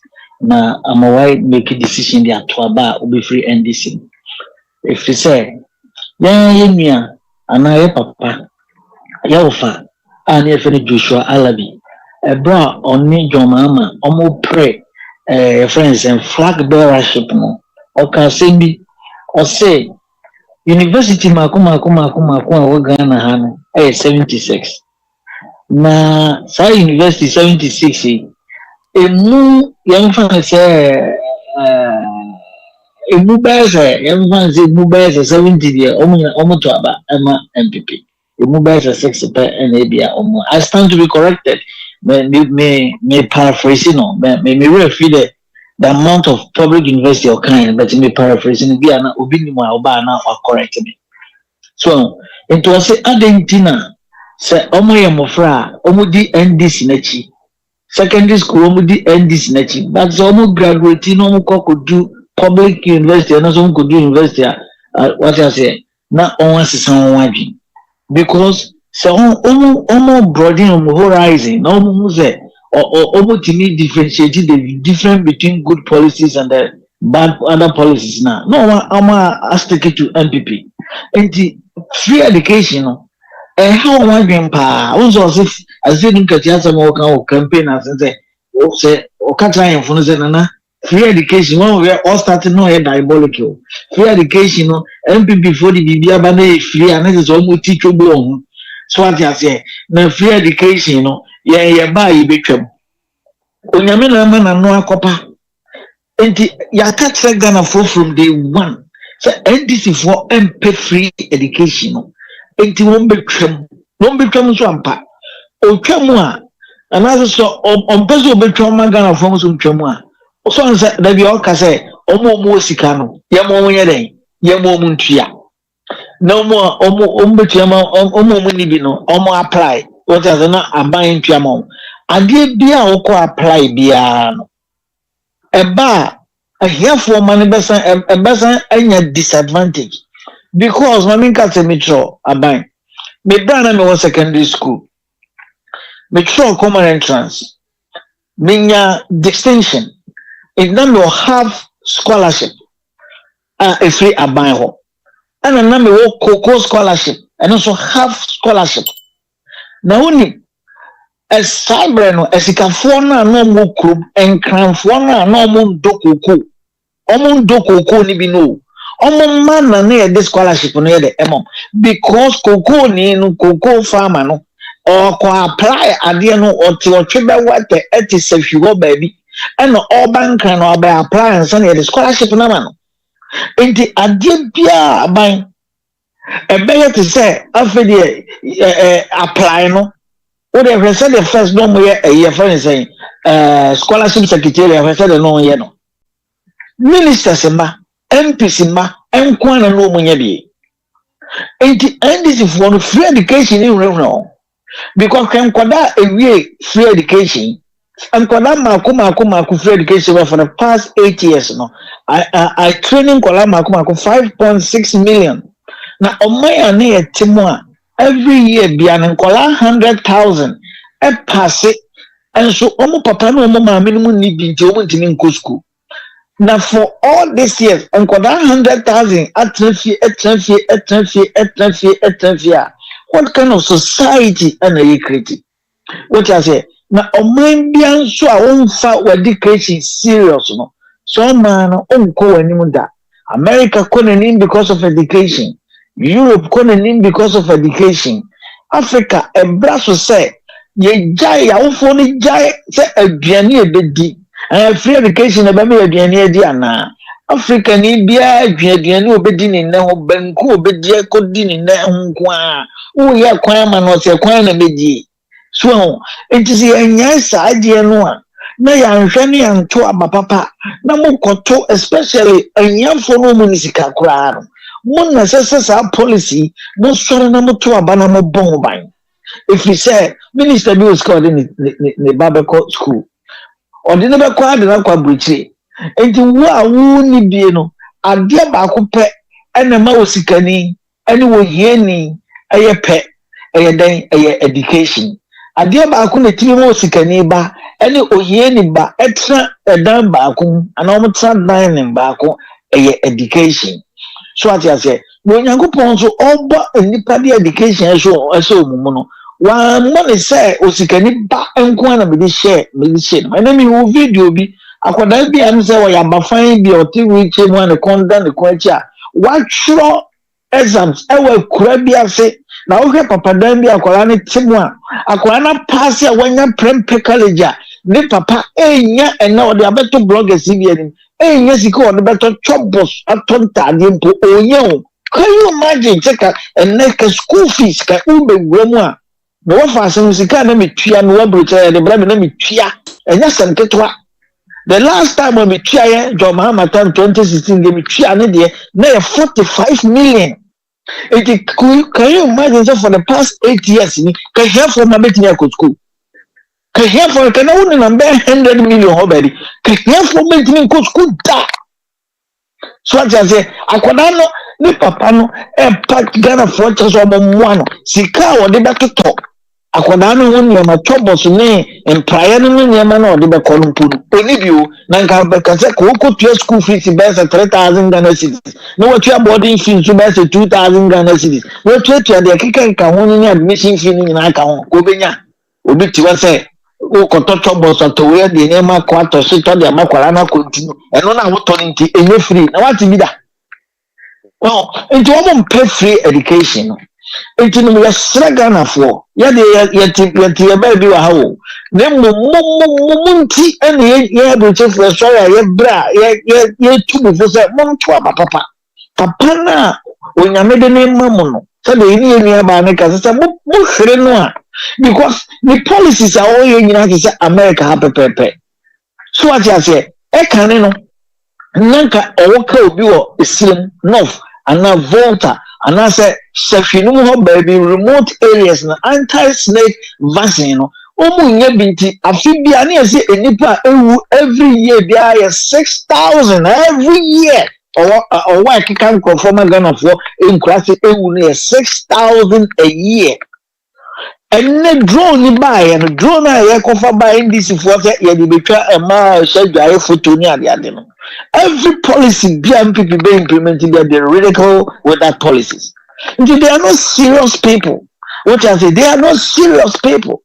And next free say drone by and next the doctor Bakosana or Kasa or North for baby say if free say drone by and then the whole year I started in nipa says owona come amomawunu oye nipa jabese osise 96 eno kura no se ade ne ka nipa no emma me report so owona ka no decision fee se ka omo be report a ka omo nya ko mbenya na on te se bibi sa ho no this year zero or one go be en zero or this year.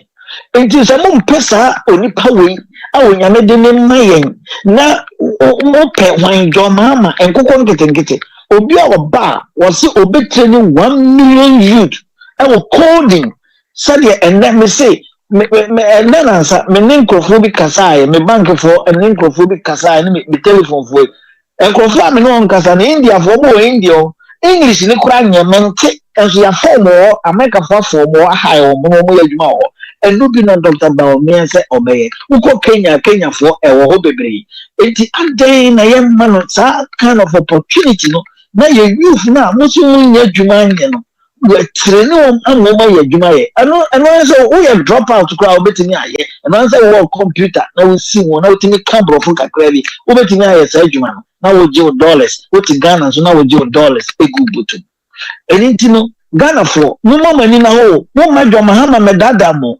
mama mu fi dum so amuko 4 years 2014 me ko Ghana I tell you say Aban me see me come to me team fifre me come it me team fifre shoot me team me 2 weeks na kania emba so na Ghana for no ono do mama na ka say encheni ewu afiasem aya no kwan so ampa Ghana for nche no mu afiasem enti Rollins kan no na say in 1996 say so wo petu obi to abama wa o to abama 4 years na kire ne kom saa emia no nya ne kwan nya hwe ma no say ebre be so ne say akoto aba no a okwa no wa ma ne 10 cities o ma ne 10 cities ya obefe say wo a wo san kire ne kom na o de 10 cities ne sense no o na wa ya ade pa. That has been a mindset of the NDC. It is again one team to Aban Aban omunye serious bias on Bayajuma. So what that's Aban. Anything Aban me the best year na me nua this why the abawrem. Anything no be asra mo Ghana for. Mon to Aban Dr. Baumia. Start credit score ya why the why launch ya table che no na e boa yen.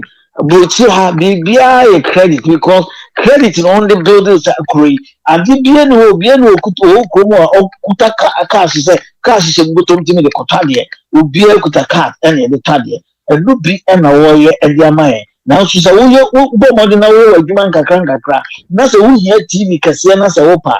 Oko Tamo or credit in Tino, no Trian Kakranka. Ade ankaibia osebe kafrache obi ni high dan no okopeda on that mattress so on that mattress so o teacher ni aya post no foforo anase nurse ni aya post no foforo eso okopeduma ye no o petilia obetu susu sa be 3 years ansa no wanya sika kakra da koto TV no ana fridge no ana we dia obetu ton ho ni ma nyina wi no no wa spend be 10 years ansa no dia to ton ho ni ma nyina wi eso ka we sika o ha ukoyi na utua men kakra we na opa ukoyi na utua men kakra enti muntie Dr. Bawumia the good policies eniama also obeye was on the 2000 megawatts solar ababa beka ye kanian ye grid ye national grid no na so on the 2000 megawatts beka wa ababa electricity can so at 50% and true so because and they the gas we are doing the power your thermal plants no and it electricity go on kwa cost so I was in America we are free yanto it is a solar no na say 2000 megawatts na the electricity so amba from because solar energy no f power in the abama na the amba from don't travel man Ghana for no policies papa ebema Ghana ayeden apeja na akonani on the me say ebi obama Ghana abeye tisa broche overnight debi but obeye the ebema yenso ye wan juyen na ya feel say the yenso ye ti abroche ebi nkakra na ye koyeni aban medibesi a obi foforo so mekasa no onyame ne wonya adwuma why nyame shira papa Ivas nyankopon shira pa hi phobia member TV so Abankesiem I no kreka if other food ko Tom Brown oh baby Malata Africa market ko Malata ekodu uja ewo Malata Africa market ko no ni nkodi kasubom what I say hello mavada hello Phobia yeah na today obada na ruma o na unzo adum grace oh thank God adum grace thank God ye kai mi tia busuafo nyinara na me quotation bi wa ha me person me kai answer ekwa ho pa na me kan America who say be still and know that I am God. Psalm 46 verse 10. Psalm 46 verse 10. Be still and know that I am God. Psalm 46 verse 10. O say yenjina na yenhu say eyo ono oyo Nyankopon. Oyo Nyankopon. Na ma Samuel me can say, oh, miracle abuaje me ma wa duwai ni krom ni lateni school yenyansa okrapim ni ba ube bunu kwase ase den ni pa o tell say you dey obua untu me fe bunu kwase a ni atosu abien sakakra school onni mukura no wabeba na huni dintro miracle ifo de bo puara onyame suro na woyini no wonjirawa nyame kan se miracle baby awo biara no onyame oma wonyansa ni mundo na fed no kona no nyame wa ko awie Obi abi se sami jenfi de no kwarisam sa branch no me wodi ni jira manim na wa ba mi tuo se me fa mono mi pa bi ya me mo bo pa na sa branch de mi do na akopon Make one time. No body to have your successor. If it's all your with default. Now NDC for no man. Someone will say, one must seven. Obia be who tro, Obia be who I can kind of fear. I couldn't gun on many mono. Where will say 7? Where won't the Mohammed woman person? It's a war. What do I go school? And written a 1%. Self free education, ever cause no. And somewhere we say free education no cost ya. Obia be wa kenkai, obia be wo tro. Edu baby obi nkofre bi say best kwa kan yi mame na no kan na se me den na ba ka tro bi abejadi na na we say nkrati ni nyina no obia de ne ba reko school enti anibue no ebeba bra kroyimu enya anibue ni school ya na ama kroyi aduati me tiwe phobia. Oh, after the answer maybe. Uti anete se rade. Ohu nipa mobo. Don't share. Don't sakla nipa adre. When I mean sakla nipa adre, na nipa bitu mi yede. Nipa bi ye wudifo pesa min kumina. Mahama, who got free education? Who got free education? It's great in our war, no, what the wolf per se. Now, sometimes some common regime, no, not free education, I want not inside. It's not necessarily the brave, and not I want to play. It's Mahama, and then I would win that the way. Now, go be so, and can we bet this or no, it can also, yes, I didn't before. Now, for so, there be. We don't go so, I must say, da, and then the part. Where ya didn't jinsu ya edu baby abuse mo na mo ye na sa Christian awu ne de we jimi mo nipa mo emia mo nyina jimefo Christian awu ni emia mo nyina jimefo ni sa na me no what the tag ni so no kumo sa Bernard na kono na ba na de ya me mobo na tina me hu say we jimi oya NDC ni no na so no wonder. We yo Jimmy Frankasa, what baby hour. Christian, I will know you Jimmy for. No fancy me. Now, didn't do baby, no so Jimmy for no, and say a demano. And say a demano, and this is for no pass as some now would you know, I know your soul. As a crona, yet Timono, yet pay and one some, yet pass one day, and I did to cronim. It's in Jimmy, I would Jimmy. Nana the baby Andrew no. Why would I know na go pa Asiedu Nketiah? Yeah, I mean. We say quotation ought be still. What I say? Something, right? Psalm 46 verse 10. Psalm 46 verse 10, okay. Yes. Psalm 46 verse 10. Ought be still and know that I am God.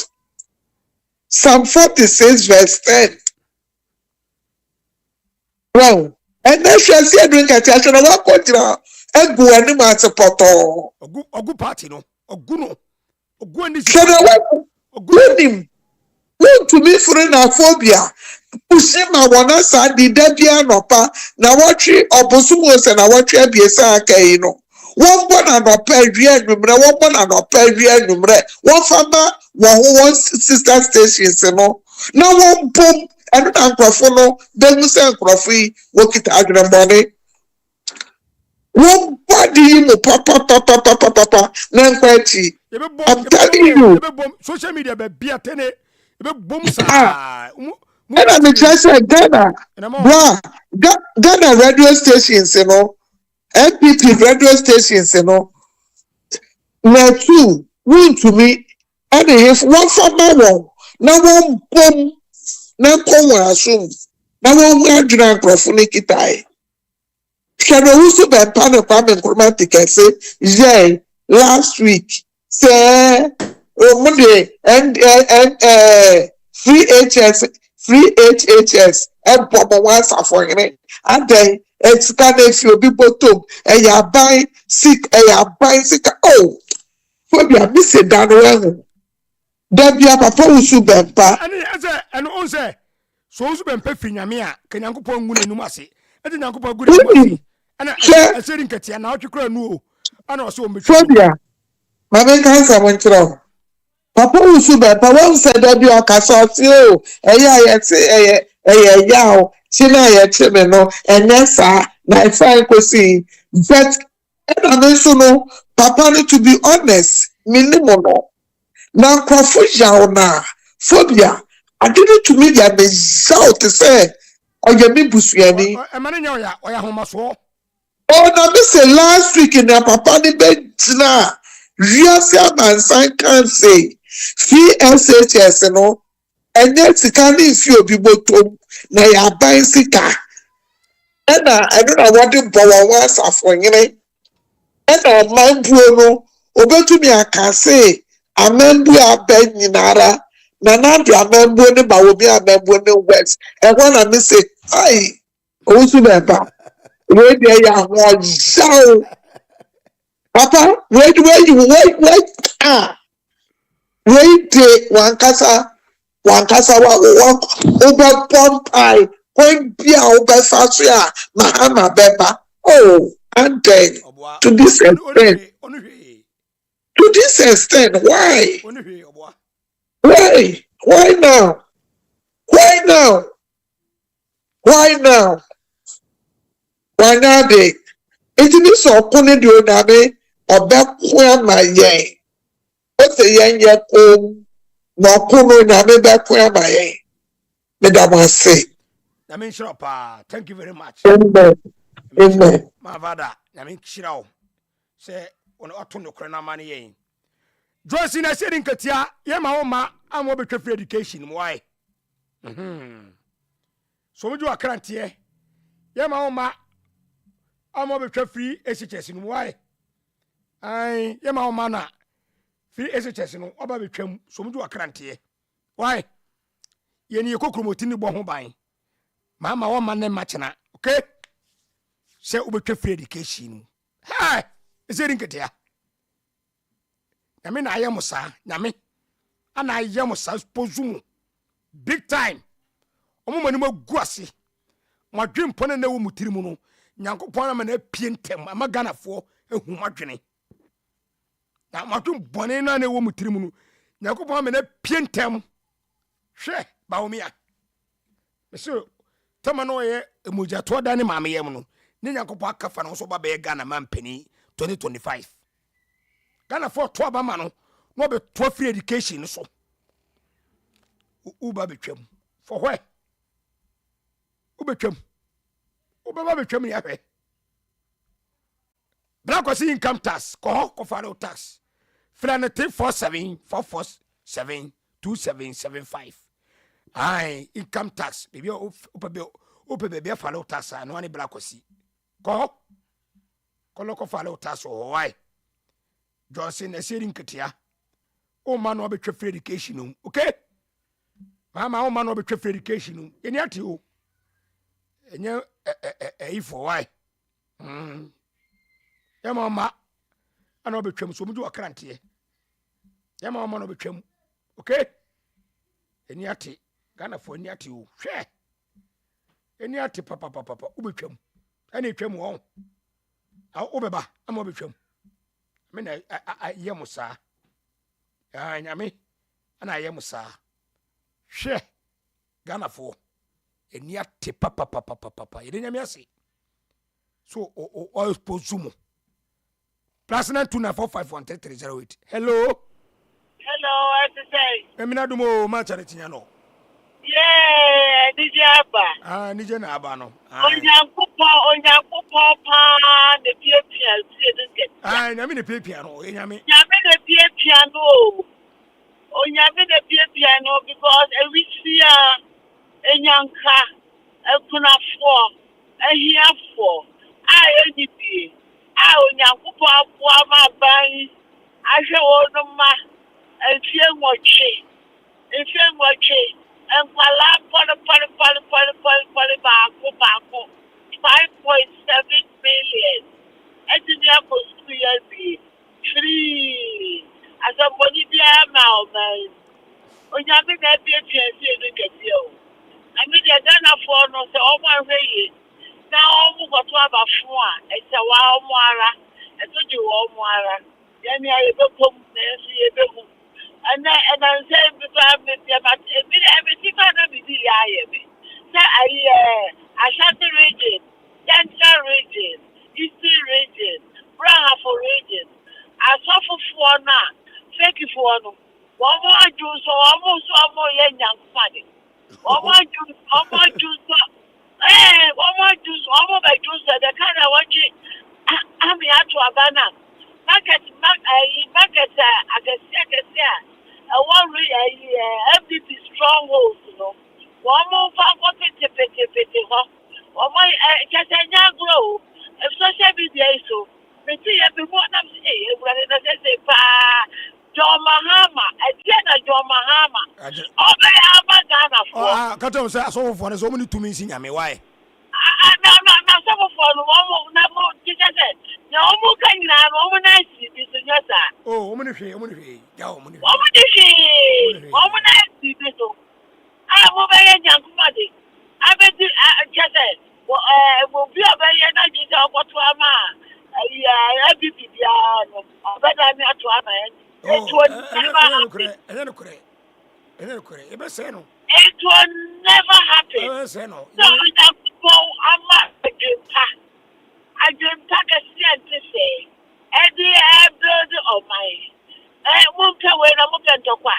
Papa was to Obaba or my you and Quadano was it also about 1 million youth. A code or education and yet by the crowd. And yet by the crowd, Ghana for yet for I almost know. Yes, now maybe my can't be American. NDC for now, woman need because I've about to have a swamp. They are teachers to carry the amount of four. I did it one more card. Here, I teach you to picture. I remember almost 100 in the 500 in the matches. And Kesiem go, who did one day. Now the address again, I know my baby. I just Yaba Momo, you can't. Or say, NDC for one more question, almost 1 year. Then you see, I draw abuse of 1 year. So, 18 mommy every year. Namibia, and Mankasa, and Peppa. The Yamia said, Asiedu and Nketiah, Aba forward Abeka, the new Muslim. And look at a campaign, Kesiem. I'm a campaign, almost campaign, it has almost ended as you can say. The Mutio, 1 hour to 1 2, no about by the job. It's only a year. We are going to about the boom, and from Dr. Mahmoud Bamia, and Dr. Mapo, wisdom to wisdom, doctor to doctor, because wisdom. Fantastic. Ma Charity Nyano, Anna, yete Nenkano, High Phobia Member TV, and of course, in Bissia, now I told you where it is so. Canocre. And could here, Josie said in Nketiah Canocoreno. Or say, or make free education, Tia Manema, a mamma became Mamma for Musempa. 5 million children have benefited from free SHS. Protect free SHS. Vote Dr. Bawumia, #1 on the ballot. Over 5 million children have benefited from free SHS. Protect free SHS. Vote Dr. Bawumia, #1 on the ballot. Over 5 million children have benefited from free SHS. Protect free SHS. Vote Dr. Bawumia, #1 on the ballot. 5 million. Yes, ukoto ba enwa number one. Eye Dr. Laji Baumia number 1 onwa. Mama so ma se ni dwuma de oberem ye Malata Africa Market. Ivada food. Black income tax. Ai jamu na suso masin. No bobo amia jamu enyo community. Amana bobo amia ja. Amana so masin kakran phobia member. Ai bibi say ya se phobia member. Bejiska koto amana suso masin. Malata Africa Market New York City ko kuduja. Ivada food on a tomblan papa abedwa so. Ope tombran bia. Ibi odwa be bia Africa Market bia. Wo atade tomblan so ho. Ne tomblan no bitime si wo sa emunka. Ope be bia follow tax so na ni bra kwasi. Ai. Millicent Watchery, God bless you. I mean shira Ras Media GH, God bless you. Esther Kumi, God bless you. Ai. I mean shira mu nyina. I mean Shramo, Kesiem, Miss B, God bless you. Equia Brenfo, God bless you. God bless you. God bless you. God bless you. Lady AJ, BT Kumsi, Michamu Yosikani, Sami Jesse, Michamu na Kunadu, Unity, baby, I will be a Michao, SKB, BT Kumsi, Sister every year do your boa, now one day. I mean Shramo, Elizabeth, AJ, and Poma. I mean, shall so. Only when you see Namia do not do me, a bessia, Ochana, Obompire, Kukutu Drenim, Ebobima, Dr. Laji Mamudu Baumia Jimai, only high, Dr. Matopoku Prempenapo. I mean, Shirano, Bojuma, NPP Penifuna, I mean, Shiraom. Kofi Laji, fantastic one. I say good evening. Phobia member, fan every Kufilaji, Bigene Jao. I mean, shut up, papa, on him, no support. God bless you. Chema and Kibo Saku Chema to me. I mean, shroud. I do Bonnie Bianca dem. Na Dr. Laji Baumia. Emma Medin Kurumidi Kesiem or mine concurrent Ganemu. 2024 election and number 1. It is possible. It is possible. It is highly possible. Fantastic. Ochenya me aduma ebeseshia makramo. Debut results right. Na say ento aba be results aba. Oh, come is that the be.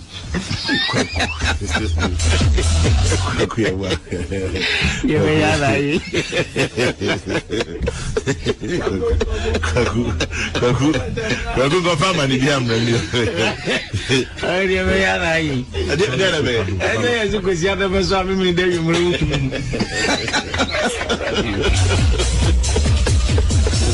I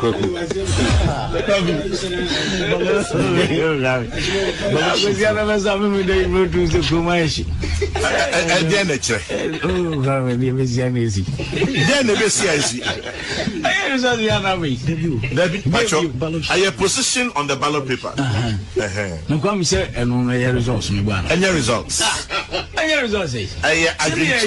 Results ya dey bia wo hwe kwan zunzu no bwana. Go Kesiem. Marriage. And you quite way but dying. And I results here. Baby, I chair baby and Nipan the better. Who's in the area?